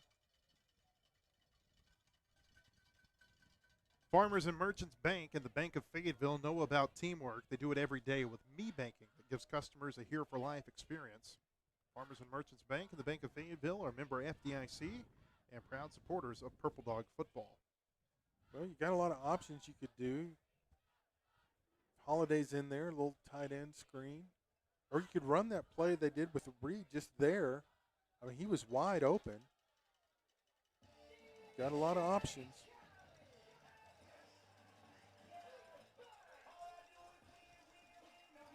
There have been so many big plays in this game so far. And here comes another one. 4th down and goal for the Purple Dogs from the 4-yard line. Casey Dick bringing the offense back out on the field. 3 receivers to the right side. Cattell, Robinson, and Scott. We haven't seen Link Lindsay in this half. Ingram's the tailback. Holiday, a tight end, lined up to the left side of the formation. Fike takes the snap. Rolling to the right. He's going to keep it himself. Touchdown, Fayetteville! Bladen Fike goes in untouched from 4 yards out, and the Purple Dogs go ahead 27-14. Great play call. Rolled everybody right. It had a kind of a run pass option. He saw an opening, went right through the hole into the end zone. Good job by the offensive line once again. Thomas Needy out for the extra point. This would put Fayetteville up by 14. Fike holds it.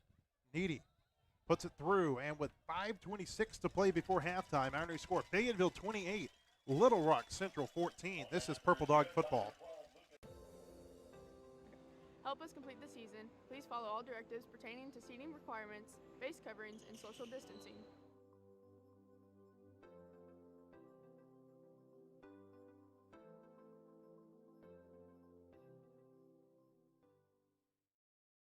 Across the state of Arkansas. Back at Harmon Field, 5:26 to play third quarter. Fayetteville leads Little Rock Central 28-14. Great start to the second half here for the Purple Dogs. 7 plays to go 19 yards, a little longer than you want, but set up by that block punt by Brooks Urachek. Special teams coming up big once again for the Bulldogs. We've seen that a few times. Yes, we have.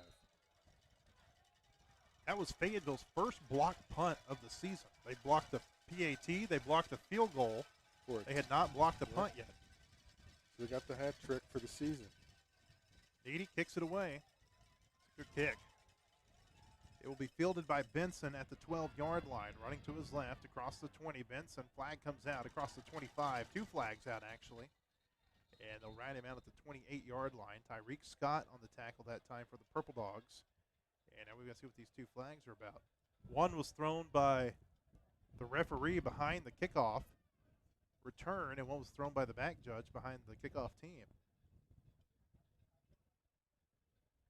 Did they see the same thing?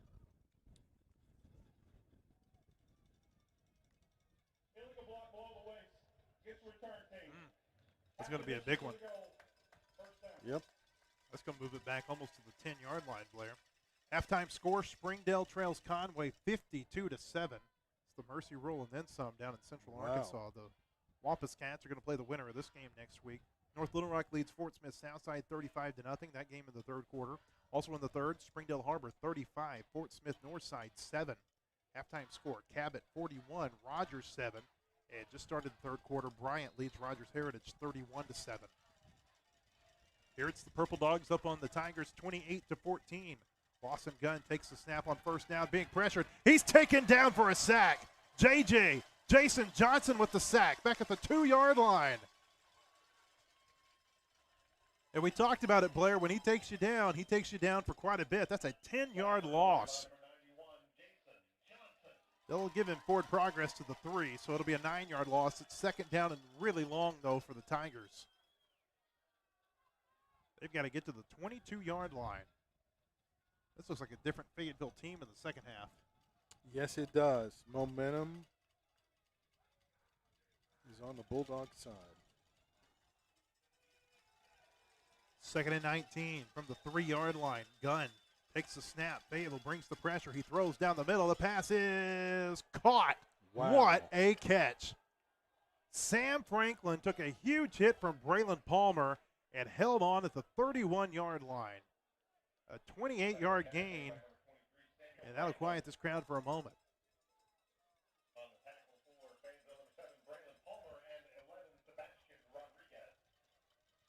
There's not targeting in high school football, but Blair, if there was, I think Braylon Palmer might have gotten thrown out. I mean, he hit him hard up high. Yes, he did. Franklin runs right side, got some room across the 35, out near the 40. Caden Turner takes him down from behind. It's a gain of 8, second down and 2. That's not to say that Palmer, I don't want to make it sound like Palmer was a dirty hit. He just hit him high. Yep. And Franklin held on. Franklin? No, it's Gunn across the 45, first down out near the 49-yard line.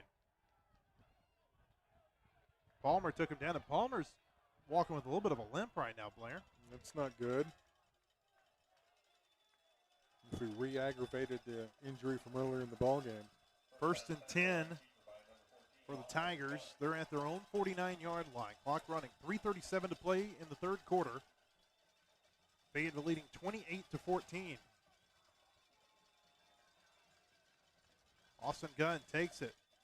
Push pass, and that's not anything. Jason Johnson got him. And then Dylan Osborne finished him off. Nothing there that time for Jeremiah Sample. Loss of a yard back to the 48. That's a generous forward progress. Yes. And it's second and long. Very generous. I don't know. Sure didn't think he got that far. Fayetteville continues with the 4-down lineman. Central spreads it out. Empty backfield. Gunn takes the snap. Now they bring Sample in motion. Gunn being pressured. Jason Johnson again.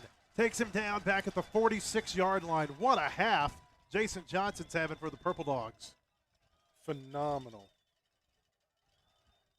He is a difference maker, no doubt. Give credit to Will Stokenberry for forcing Gunn out of the pocket, and Johnson and maybe Caden Turner too were in on the tackle. Third down and long. It's third down and 13. The Tigers have to get to the Fayetteville 41-yard line. Clock runs, 2:12 to play third quarter. And with as meticulous as Central plays, you got to feel they need to do something here. Gunn throws it left side. The pass is caught. First down. Across the 40 of Fayetteville and down to the 38-yard line. It was Parker Perry on the reception. Osborne with the tackle. I don't know if Parker Perry has caught a pass tonight. And he's been Gunn's #1 receiver this season. That catch went for 16 yards. 2 catches for 15. He had one earlier and was caught behind the line of scrimmage. Well, Perry, you mentioned the meticulous pace at which Central moves. The defensive line's doing a good job of not jumping early. 3 on the snap clock. Gunn just gets it off. Goes play action on first down. Looking deep for Perry again, and that pass is intercepted. Owen McCone. Owen McCone with the interception inside the 10. I think. No. Are they saying Central came away with They're it? saying he caught it. Wow. Oh. It looked to me, Blair, like Owen McCone came away with that football, and Casey Dick is livid. I thought that was the case. Well, he didn't make a gesture either way for the longest time. And Casey's on the field wanting an explanation. And, in fact, he calls a timeout to find out what's going on. He is hot. Do we have a replay available of that?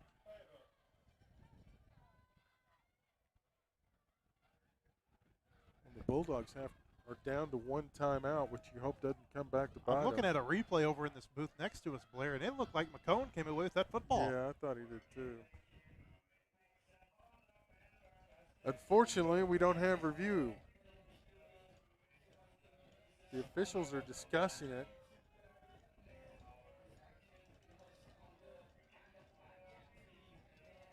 And he's not happy with the explanation.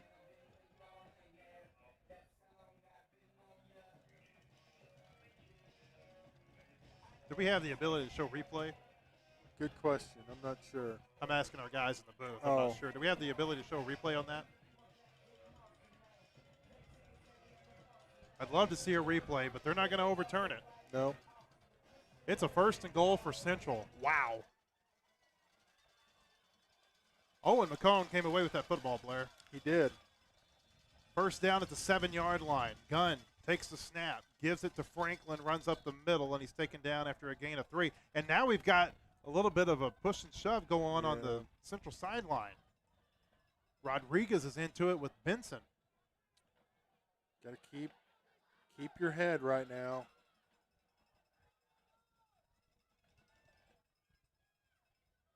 Stay composed.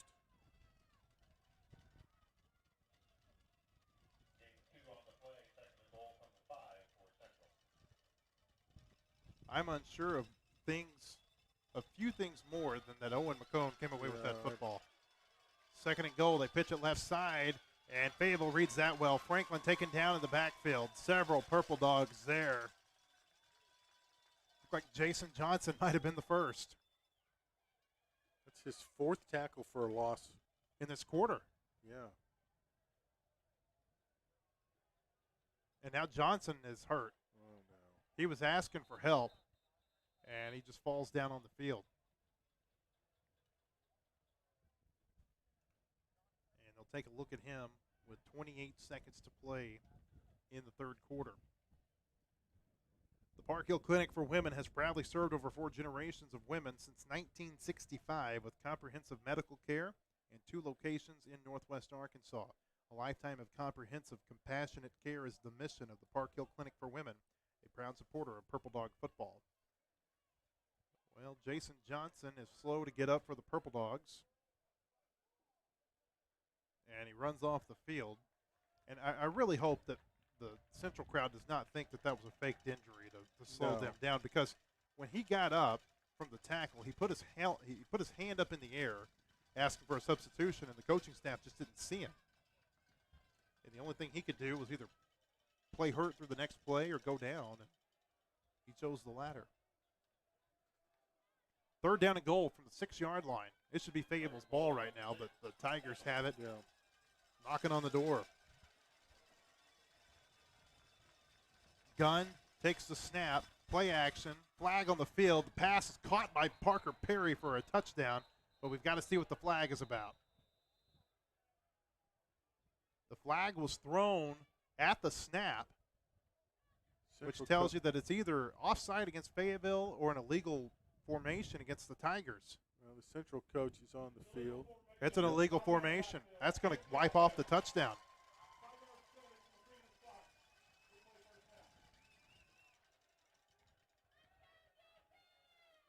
Kent Laster was animated after the flag was thrown. Probably not as animated as Casey Dick on the cone play a few minutes ago. Now that touchdown is taken off the board, and it's 3rd down and goal.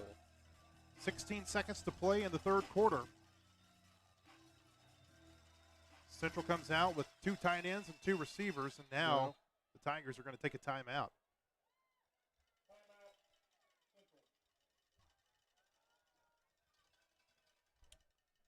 I just can't get over, Blair, that they called it a catch for Parker Perry. Well, and the crazy thing, too, Matt, is that it took so long for the official to make a signal. Yeah. I mean, he is there.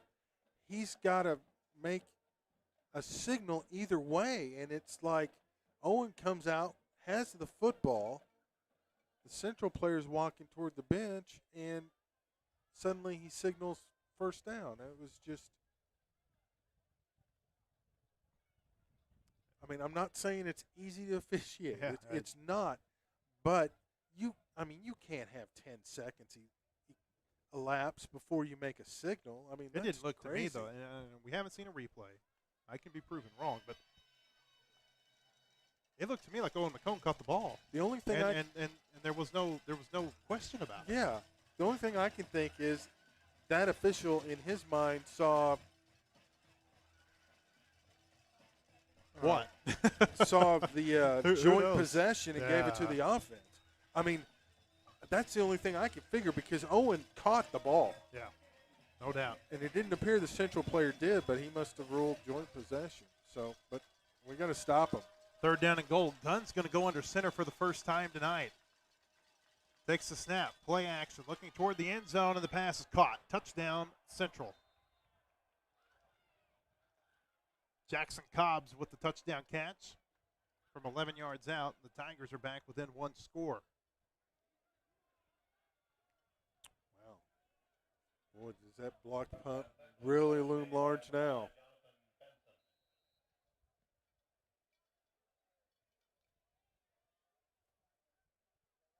Wyckoff on to kick the extra point, and it is good. And with 12 seconds to play in the 3rd quarter, the new score, Fayetteville 28, Central 21.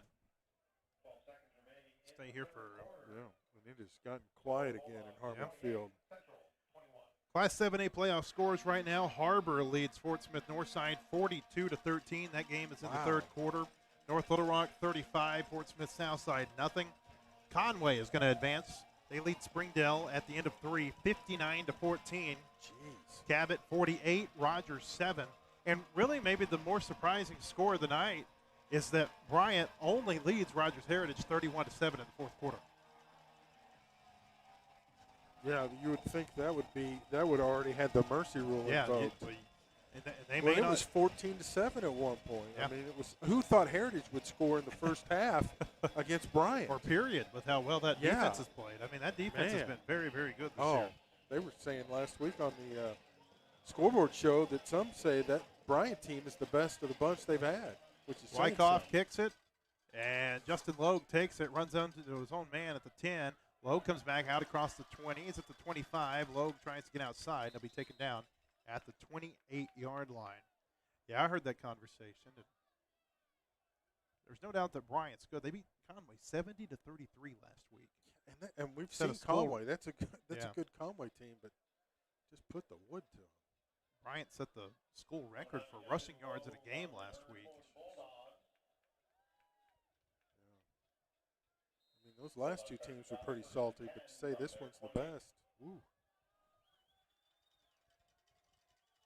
Fike on first down, gives it to Ingram. Ingram gets across the 30, and then he's pushed backward. 2 yards, he'll get forward progress, and that's the end of the end of the 3rd quarter. We head to the 4th with Fayetteville leading Central 28-21. This is Purple Dog football.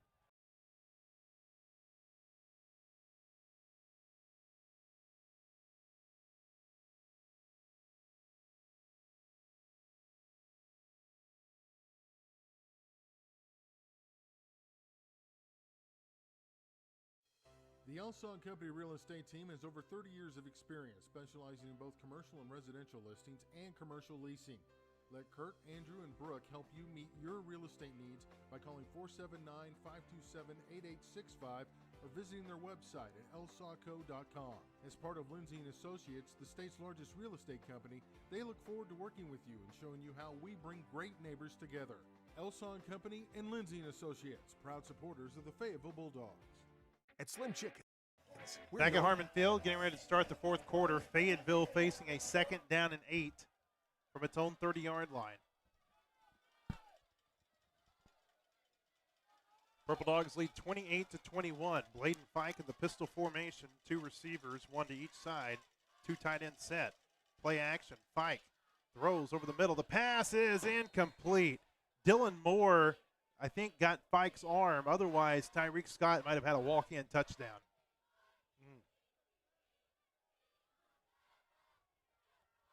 Kind of been like that all night for the Bulldogs. Yeah. Just this close. Players still haven't seen Link Lindsay in this half. No, and he had such a phenomenal first half. 2 catches for 57 yards. Jalen Blackburn comes in here on this 3rd down and 8. 3 receivers to the right, 1 to the left. Fike throws right. The pass is tipped by Cattell and incomplete. He threw it behind Dylan Cattell, and Fayetteville's going to have to punt the ball away. Oh, my goodness. Getting a little uncomfortable right now. Yeah. Boy, you need a good kick here from Thomas. Fayetteville tonight trying to snap a 4-game losing streak against the 7A Central. All of those games have been played within the last 12 months.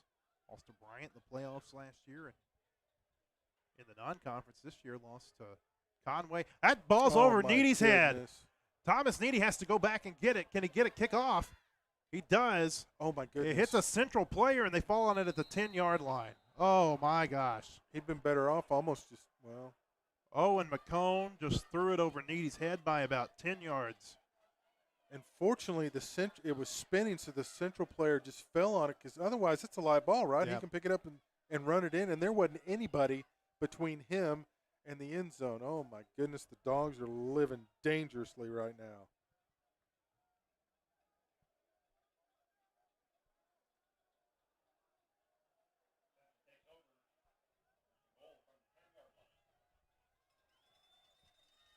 .11:41 to play. Central with a 1st down and goal at the Fayetteville 10-yard line. Gunn in the shotgun gives it to Franklin, and he runs up the middle and gets 3 yards. Caden Turner slowed him down. It'll be 2nd down and goal. Goodness gracious. Fayetteville's been very good on special teams this year. And Owen McCone, since he came in as the snapper about 5 or 6 games ago, hasn't made a lot of mistakes. His snaps have been very good. Yeah. In fact, a couple of weeks ago, he was their special teams player of the week because of how well he snapped the ball in the game against Heritage. 2nd and goal. Gunn takes the snap, keeps it himself, runs up the middle. Jackson Elkins takes him down. The ball is out, and I think Central's on it. Blair, they may have called him down before the ball came out, but the Tigers fall on it at the 7-yard line. It'll be 3rd down and goal. Cameron Lewis was the one who fell on it for Central, the left guard. 3rd and goal, 10:32 to play.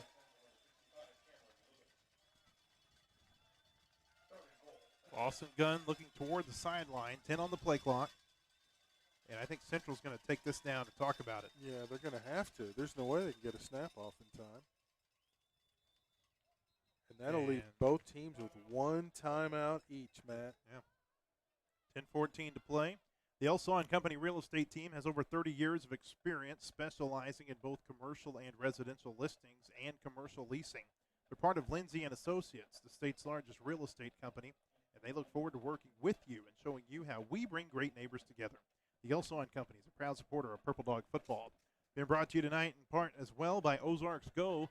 They're offering all-fiber gigabit internet as well as premium television and telephone services to Northwest Arkansas. Ozarks Go is the telecommunications arm of Ozarks Electric Cooperative.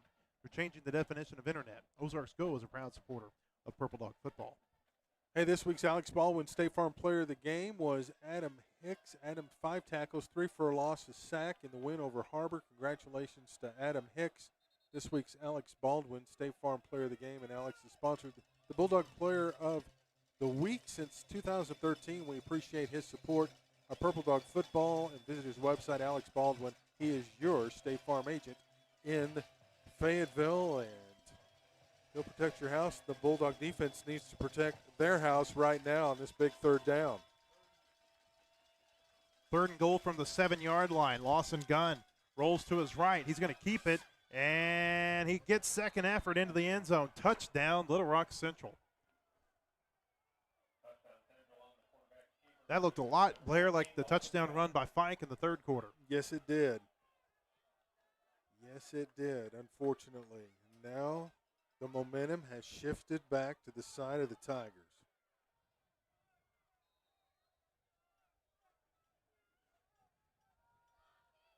Consecutive scoring drives by Central. The extra point by Wyckoff is good, and with 10:08 to play, we are tied at Harmon Field. It's Fayetteville 28, Central 28. This is Purple Dog football. At Slim Chickens, we're known for our 100% all-natural buffalo wings. Fresh, delicious, and fried to perfection. Now available in 2 new dry rub flavors. Our house favorite, Cayenne Ranch, blends cool with a kick of cayenne. And lemon pepper brings tangy zest and a punch of black pepper. But hurry, get them while you can. Whether you're driving through, ordering online, or picking it up curbside, Slim's has you covered. Download the Slim Chickens app and order online. At Park Hill, the safety of our patients. Back at Harmon Field, 10:08 to play. Fayetteville and Little Rock Central are going back and forth. 28-28. The Purple Dogs and the Tigers are tied. Tigers have scored 14 straight. Wyckoff kicks this one off. Fayetteville's going to take it at the 11-yard line. This is Logue across the 20. Logue's at the 25, the 30. Justin Logue bounces off a defender. He's at the 35. He's got some blockers at the 40. The 45. Logue cuts back upfield and gets out to the 49-yard line. And a flag at the end is going to be on Central. It's going to be unnecessary roughness against the Tigers. Trayvon Glover gave Logue an extra shove after he got him down. And this is going to give Purple Dogs great field position. Well, let's make sure. We've seen a couple of calls that looked obvious go the other way.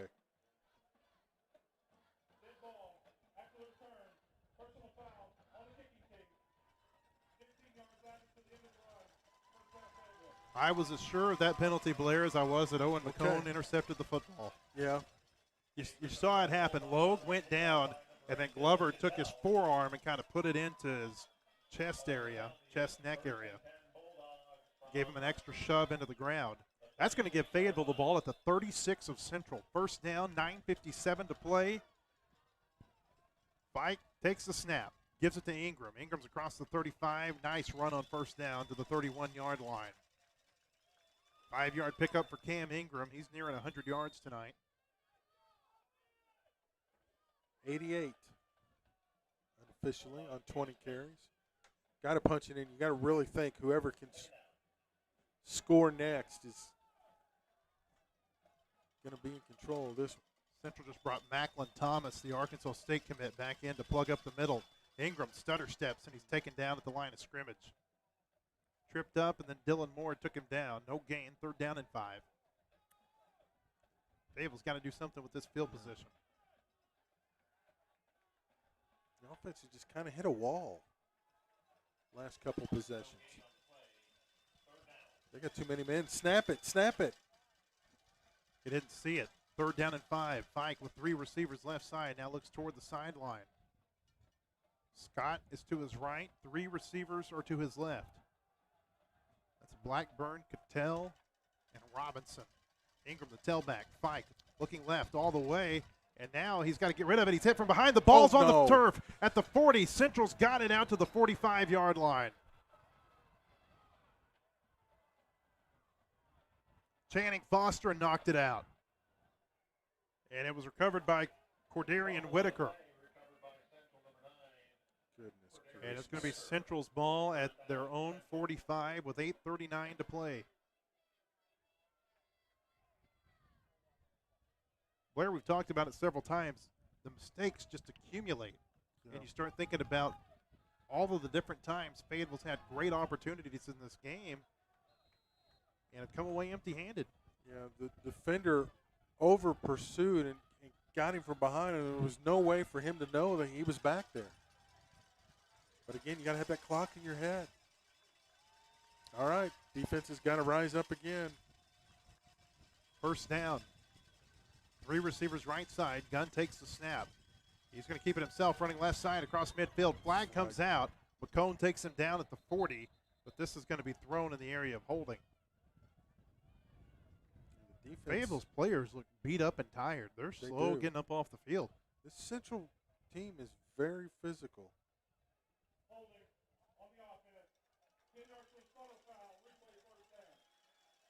They're really big across the front, Blair. I mean, you just look at their sizes. They're 6'2", 350, 6'2", 290, 5'9", 280, 6'3", 300, 6'2", 290. This is one of the biggest offensive lines Fayetteville has seen this year. Kind of like in basketball, how the Central plays a much more physical game. They're doing it in football now, too. Caden Turner comes out. Brooks Urachek comes in on this first down and long. 5 receivers. Gunn throws it quick left side. This is Foster. And he breaks a tackle. Running back to the right side. Across the 35. Breaks another tackle up across the 40, the 45, and there he goes at midfield. Taken down from behind at the 40-yard line. Touchdown saving tackle by Ryan Maxwell. It was Samuel Franklin. I said Foster. It was Franklin on the reception. They give him to the 38 of Fayetteville.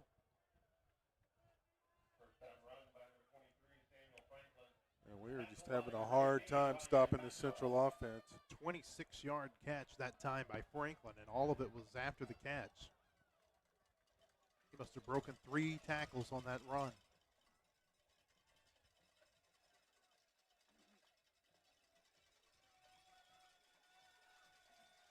First down for the Tigers. Gunn gives it to Franklin, left side across the 35 at the 30, runs into the official, and it's taken down at the 24-yard line. And probably fortunate for Fayetteville, he ran into that official.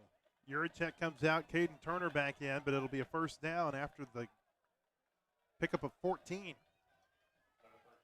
7:33 to play, clock running. Gunn gives it up the middle. Sample breaks the tackle, and he's across the 20. Still pushing the pile forward and finally taken down at the 19-yard line. This Central run game is getting stronger as the game goes on. Yes, it is. Thought we had him wrapped up in the backfield. And he shedded that tackle and kept moving. Franklin's the star of their running game, but Sample's capable. He ran for 212 yards and 2 touchdowns in their game against Little Rock Hall earlier this year. Second down and 5, inside of 7 minutes to play. Tigers need to get to the Fayetteville 14-yard line. Sample goes right side. Turner takes him down, and he's a yard shy of the first down. 3rd down and 1. Franklin comes back in. Sample goes out. They are wearing the Dogs down on the line of scrimmage. A big difference than what we saw in the first half, Blair. Fayetteville was really owning the middle of the field defensively. But Central's gotten great push here after halftime. Momentum. Fayetteville front's got to make a play here. 3rd down and 1. They give it to Franklin. First down across the 10. He's at the 5. He's in the end zone. Touchdown Central. Boy, they just blew up the Bulldog off defensive line that time. 15-yard touchdown run by Chris Franklin. And all the momentum is on the Central sideline. They've scored 20 straight. Can make it 21 here with the extra point. Harry Wyckoff. Gunn will hold. And the kick is no good. He pushed it left. Wow. 6:03 to play. Did Fayetteville catch a break there? Finally some good news. The score, Central 34, Fayetteville 28. This is Purple Dog football. At Park Hill, the safety of our patients and staff remains our top priority. We are continuing to schedule in-person and telemedicine appointments. All OBGYN, primary care, counseling, and nutritional appointments remain available for patients to schedule. If you have any questions or concerns regarding an upcoming appointment, please call us at 479-521-4433. Park Hill Clinic for Women, a lifetime of comprehensive, compassionate care.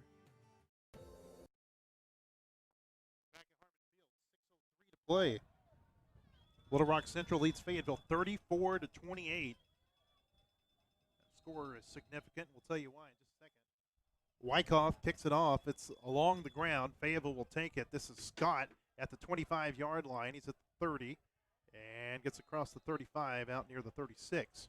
In 2013, Little Rock Central came to Harmon Field and upset Fayetteville in the first round of the playoffs by a final score of 34-28. And that's the same score we got right now. That was the last time that Fayetteville lost its first playoff game. Since 2014, the Purple Dogs have won at least one playoff game each year. Fike with 4 receivers on first down from the Fayetteville 35. 5:57 to play. Both teams only have one timeout to go. Fike, plenty of pressure. Throws over the middle. He's got Robinson incomplete.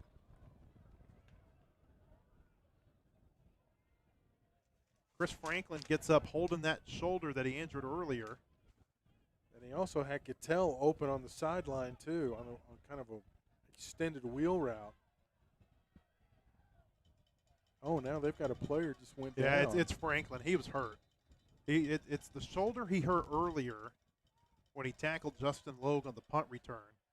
And he hurt at that time when he was trying to defend Robinson. And he is in pain. Yeah. You hate to see that.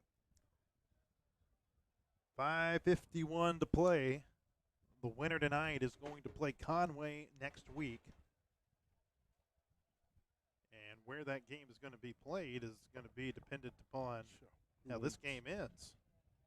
Conway beat Springdale tonight 66-21. Well, I think regardless, the winner of this one is at home next week because the bracket's a hard set, or did they change it this year? I think the higher seed gets the. Okay. I think so. So I think Central will go to Conway next week. Okay. In the past, it was always it was based on the bracket. I think they changed that up a few years ago. Good, because that was kind of ridiculous. Fike on second down, throws toward Cattell, makes a catch. Cattell's got some room across the 35, the 40, the 45, first down to the 46-yard line.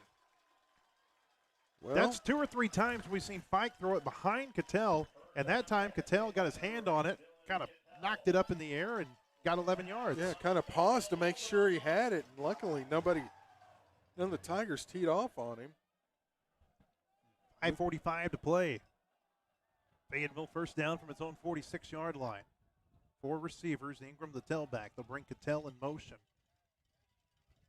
To the left side, Fike looking left, pump fakes, throws. He's got Cattell, and he overthrew him. He also had Jalen Blackburn about 15 yards behind the defender on the right side. Yeah, the receivers are doing a great job of getting open. It's just, is Bladen able to see him? They're not blitzing like they were earlier, so he's going to have some time in the pocket. He doesn't have to rush it, but the way he's kind of been battered at times tonight, understandable why he's maybe rushing it just a little bit. Second down and 10. From the 46. 5:19 to play. Fike gives it to Cam Ingram up the middle, and Ingram doesn't have anything. May have gotten a half a yard. And it'll be third down and long for the Purple Dogs. Clock really starting to maybe work against Fayetteville. Unless they can make a play here on third or fourth down.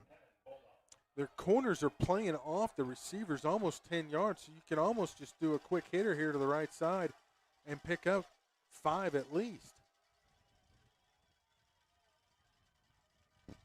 Third down and long. Fike takes it, throws right side, looking for Cattell down the sideline. He caught it at the 25. Wow. What a catch by Dylan Cattell. Holy cow. I didn't think he had any chance at it, Blair. I didn't either, Matt. And he closed the final 3 or 4 yards, wow. Put his hands out, and made a great catch. Woo!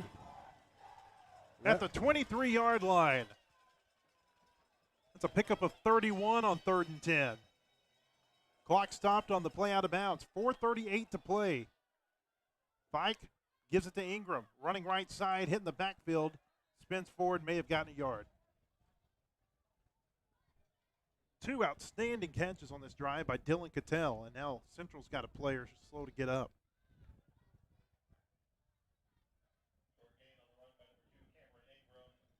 Final scores in 7A tonight. North Little Rock 38, Southside nothing. Conway 66, Springdale 21, Bryant 34, Rogers Heritage 7. The seeds are holding. 3 receivers left side. Now they'll bring Cattell in motion from the left to the right. Fike looking left all the way. A flag is out. He's throwing deep toward the end zone. Touchdown! We got to see what the flag's about. That's a touchdown. I'm afraid it might be illegal motion on the Bulldogs. Jalen Blackburn with the touchdown catch. Does it stand? I hope I'm wrong, but I think it's coming back.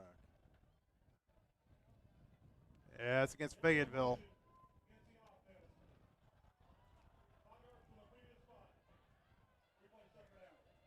Yeah, the receiver who was coming around didn't maintain parallel with the line. He started to go forward before the snap, and that's what cost him. It was Dylan Cattell who came in motion. That wipes off a 22-yard touchdown pass to Blackburn. It would have been his second score of the night. You got to wonder that they go back to him. That play's there, I would.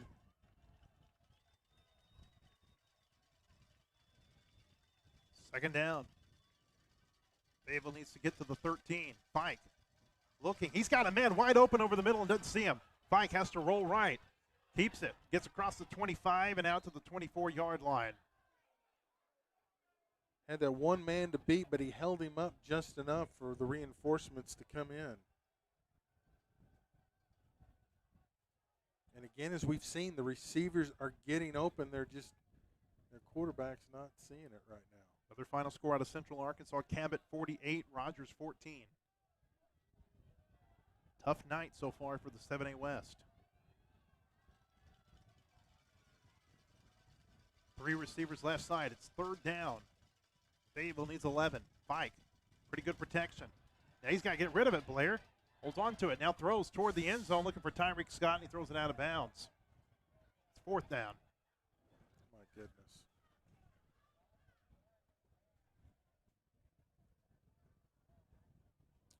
If you're Casey Dick, you want to keep that timeout. Or if you don't convert here. Yeah.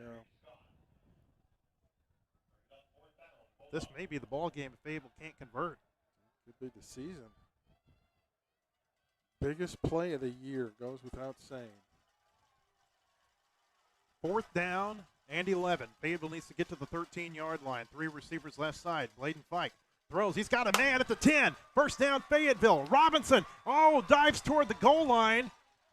They're going to say he was down at the 1-yard line. Great play call.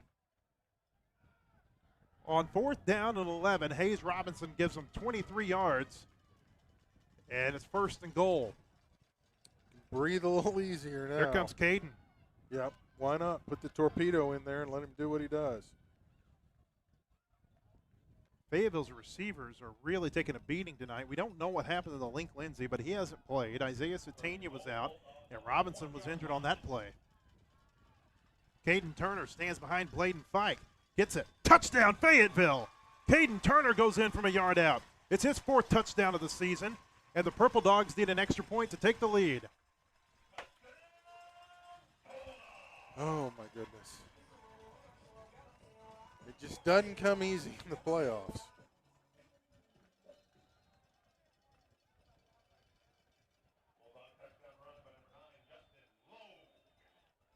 Owen McCone will snap. Bladen Fike will hold. Good snap. Good hold. Needy's kick is good. Yes. And with 2:31 to play, it's Fayetteville 35, Little Rock Central 34. This is Purple Dog football. Help us complete the season. Please follow all directives pertaining to seating requirements, face coverings, and social distancing.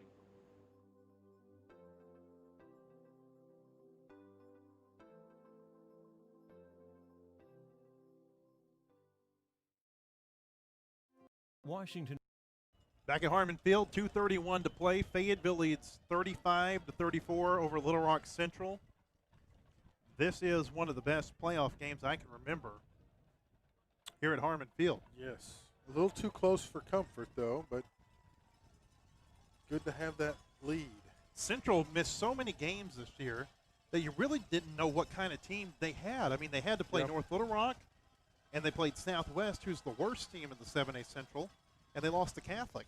This is a live ball. Duhart falls on it at the 32, and that's where the Tigers will start with 2.5 minutes to play.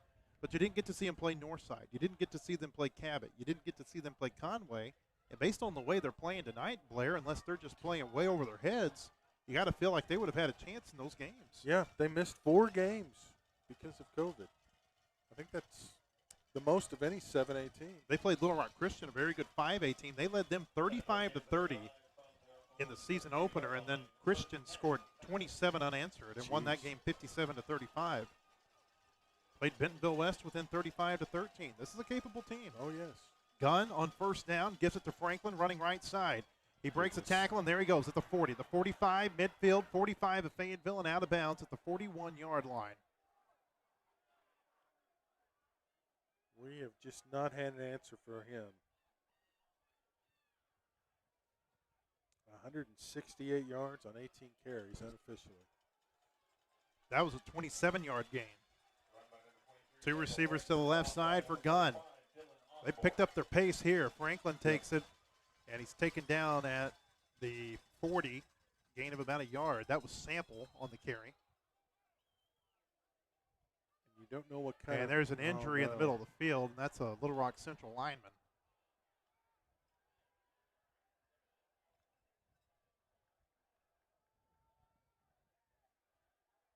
You hate to see that.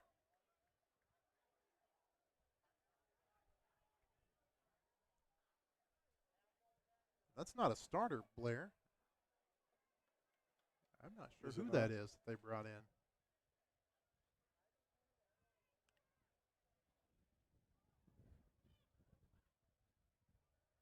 This was one of those situations where there's a lot of people out. Yeah, that's never a good sign. We talked about that when we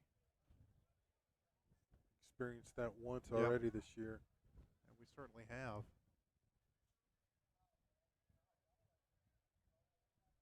We'll take a quick timeout while they look at him. 2:12 to play in the fourth quarter. Fayetteville leads 35-34. This is Purple Dog football. Washington Regional understands the world has changed, but one thing that hasn't is our commitment to your health and your safety. Providing safe, compassionate care is our top priority. If you need care, don't wait. Now and always, Washington Regional is here for you. Learn more at wregional.com/safecare. All right, we're back at Harmon Field. The injured player was Matavius Conway. He's a senior offensive lineman, 6'7", 415 pounds. He's a big young man. Yeah. Glad to see him walk off under his own power. It'll be 2nd down and 9 for the Tigers. Gunn goes play action, and a flag comes out. It's a false start against Central. That'll move them back 5 yards.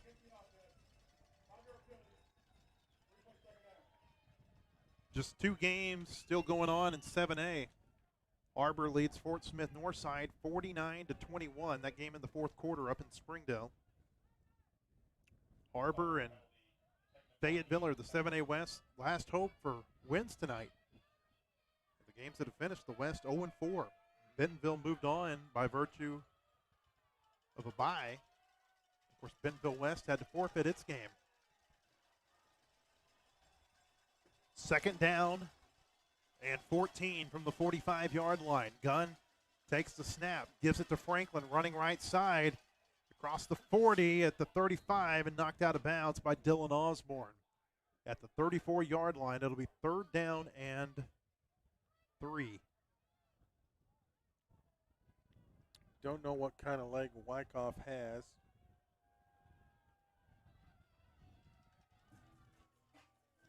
Minute 43 left. 3rd down. Big play here. Yeah. Well, it's 4-down territory at this point. Franklin the tailback. They moved. And they moved. It's a false start against the Tigers. Looked like it was on the right side of the line, maybe the right guard, Blair. Yeah, I think you're right, Matt. And that'd be Jacoby Richardson. Yeah. Richardson, a 6'2", 350-pound junior. That changes the play call up a little bit, even though you expect them to go for it if they have to on 4th down, because you're not going to punt. It's too far to kick. A field goal. It's worth noting that Central has brought a different center into the game. Gunn on play action, throws toward the sideline, and that pass was almost intercepted. Ryan Maxwell made a diving catch, and now it's 4th down. Good. Adam Hicks provided pressure up the middle. Yeah, good pressure by Adam. He had to throw that one a lot sooner than he wanted to. All right, it comes down to this. 4th down and 6. Both teams only have 1 timeout remaining. If Fayetteville can make a stop, the Purple Dogs may be able to run out the clock. At the 39-yard line, it's 4th down and 8. I'm sorry, at the 39-yard line, they need to get to the 31. Yep, got to come up with the stop. And Fayetteville's going to take its last time out. Oh, interesting. Kenneth Chick, the defensive coordinator for the Purple Dogs, went sprinting down the sideline. He saw something he did not like. And so Fayetteville burns its final timeout. Well, you want to keep your eye on Parker Penny, number 7. As you mentioned earlier, he's their big go-to receiver. And Parker Perry had the 2 big Penny? Catches on that touch. Yeah. I can't read. Yeah, you're all right. Parker Perry. I got new glasses. Yeah, I'm really surprised he hadn't had a better game, Blair. You look at his stats this year. He's been their go-to receiver, and they haven't gone to him a lot. No, when they played Little Rock Hall, Gunn had 9 completions, all 9 to Perry. 3 of them went for touchdowns. Yeah, he's only had 3 catches tonight. The little push pass to Franklin, they've done it 7 times. And one of them was the controversial play with McComb. Yep. All right, here we go. 4th down and 8. It's loud. They got to get to the 31-yard line. 3 receivers, 2 to the left. Gunn, low snap, takes it. Fayetteville bringing pressure. Gunn going toward the end zone, and it is incomplete. He was looking for Perry. No flags, no flags. Sebastian Rodriguez on the coverage. And Fayetteville takes over on downs with 1:32 to go. Central just 1 timeout left.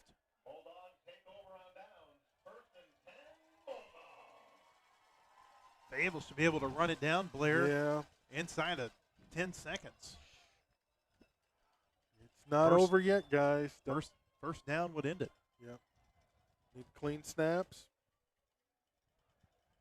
Don't stop it immediately with that last time out, but hey. The way it's gone tonight, man, it's not over till that clock says 00. So let's. They're going to take a knee. Yeah. Central still has that timeout. Yeah, the clock stopped on the incomplete pass. Fike burns a few seconds and then takes a knee at the 31-yard line. Central takes its final timeout with 1:27 to go. It's going to be awful. All right, so you can run 40 seconds in between plays. Say they restart the clock at minute 22, then you're talking about 42 seconds. They might be able to do it, Blair. Yeah, it's going to be close. Like he did there, he's going to have to, take a little bit of time. Don't go straight to the knee. Jump around a little bit, let some time burn. But both hands on the football.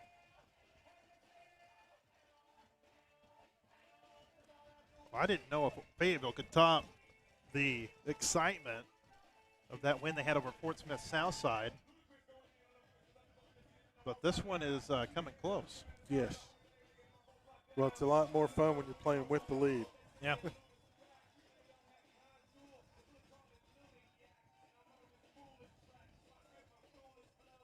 Just think about all the big catches in that touchdown drive. Dylan Cattell on the sideline. Oh, my gosh. Hayes Robinson over the middle. They got him to the 1-yard line. Fike takes the snap, and then he falls back and takes the knee with 1:23 to go. Dylan's catch might have been catch of the year. A phenomenal catch with everything that was on the line. There's a 43-second differential between the play clock and the game clock. That means if Fike can burn about 3 seconds, the game is over, and Fayetteville won't have to punt the ball away. It's doable. And you almost wonder, I was going to say maybe take a delay of game, but that may change the way they have to run the game clock. Yeah. He's running around, takes the knee, and that should do it. 1 second differential. They're going to have to snap it one more time.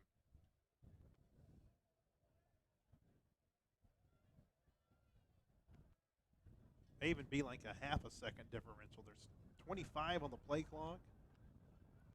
And when there was 25 on the play clock, there was 26 on the game clock. So will the clock? Well, the clock will stop. Does the clock stop on change of possession? It does, doesn't it? It does, but they can take one more snap. Yeah, they can actually run around and they kill got the to clock. wait. There's 5 seconds, 4 seconds. Mike takes it, and Ooh, he took a knee too soon. Did he take a knee too soon? I think he did. I think he took it with 2 seconds. There's no time left on the clock. The Central coaches are begging for them to get the ball. Yeah. I think he took it too soon. I think there should be 2 seconds left on the clock, and I hate to say that. Oh, boy. But I think he did. He took the knee with exactly 2 seconds on the clock. Oh, no. Oh, gosh. They're going to discuss it, Blair. Took it a little too soon, so they're going to get a crack at a field goal. Oh, my gosh. Oh, my gosh. Yep. So Central can kick a field goal and win the game. They're going to attempt a field goal. All right. We've blocked one already this year. We need to block another one.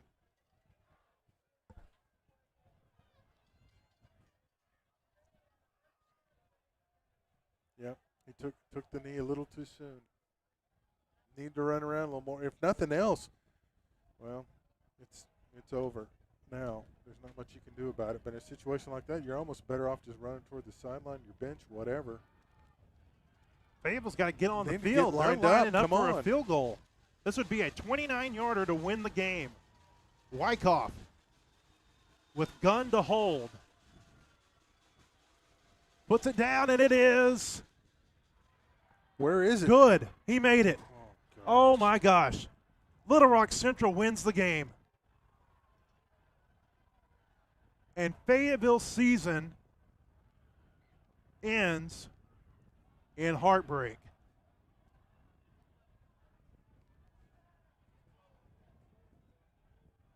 Unbelievable. Fayetteville had the game won, and a huge mistake gives Central new life, and the Tigers kick a 29-yard field goal as time expires.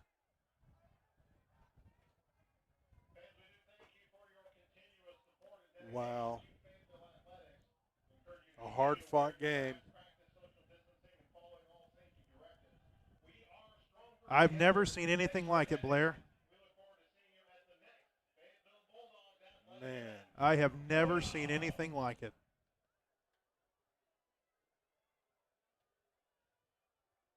So disappointing for everyone. The Fayetteville players are just sick. Yep. What do you say after a game like that? Boy, I don't know. Wow. Just heartbreaking. For so many great seniors, that's how their career is going to come to an end. Just, it's gut-wrenching. It's just gut-wrenching. There's no other way to say it. Little Rock Central will advance to play Conway next week. The Tigers were a big underdog coming into this game. I think Hooten's had Fayetteville as a 15-point favorite. The newspaper here in town said that Fayetteville was going to win it by 29. Yeah. And Central has come in and stunned Fayetteville 37 to 35. It is the first time that Fayetteville has lost a opening playoff game here at home, or period, since 2013, when Central also came in here and beat the Purple Dogs 34 to 28. And they will be talking about this playoff game for a long, long time. Yeah, your heart just breaks for these seniors. You can just see the emotion. Fayetteville should be in the second round of the playoffs. And a mental mistake. You hate to put it on one player. There's no telling, was the ball snapped too early? Was it, who knows? But you look all over this Harmon Field turf right now, and there are Fayetteville players just laying down, sobbing. Yeah, just distraught. My goodness. They had it. It was there. Fayetteville will end the season 4-6. The Purple Dogs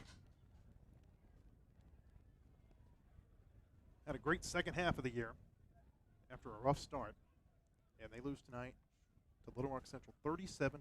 Yeah, and a phenomenal comeback. Just well, Blair, poof. It has been a joy doing the games with you again this year. Yeah, I've we enjoyed have it, Matt. certainly enjoyed bringing it to all of you, and we appreciate you joining us. Congratulations to Little Rock Central. They'll move on to play Conway next week.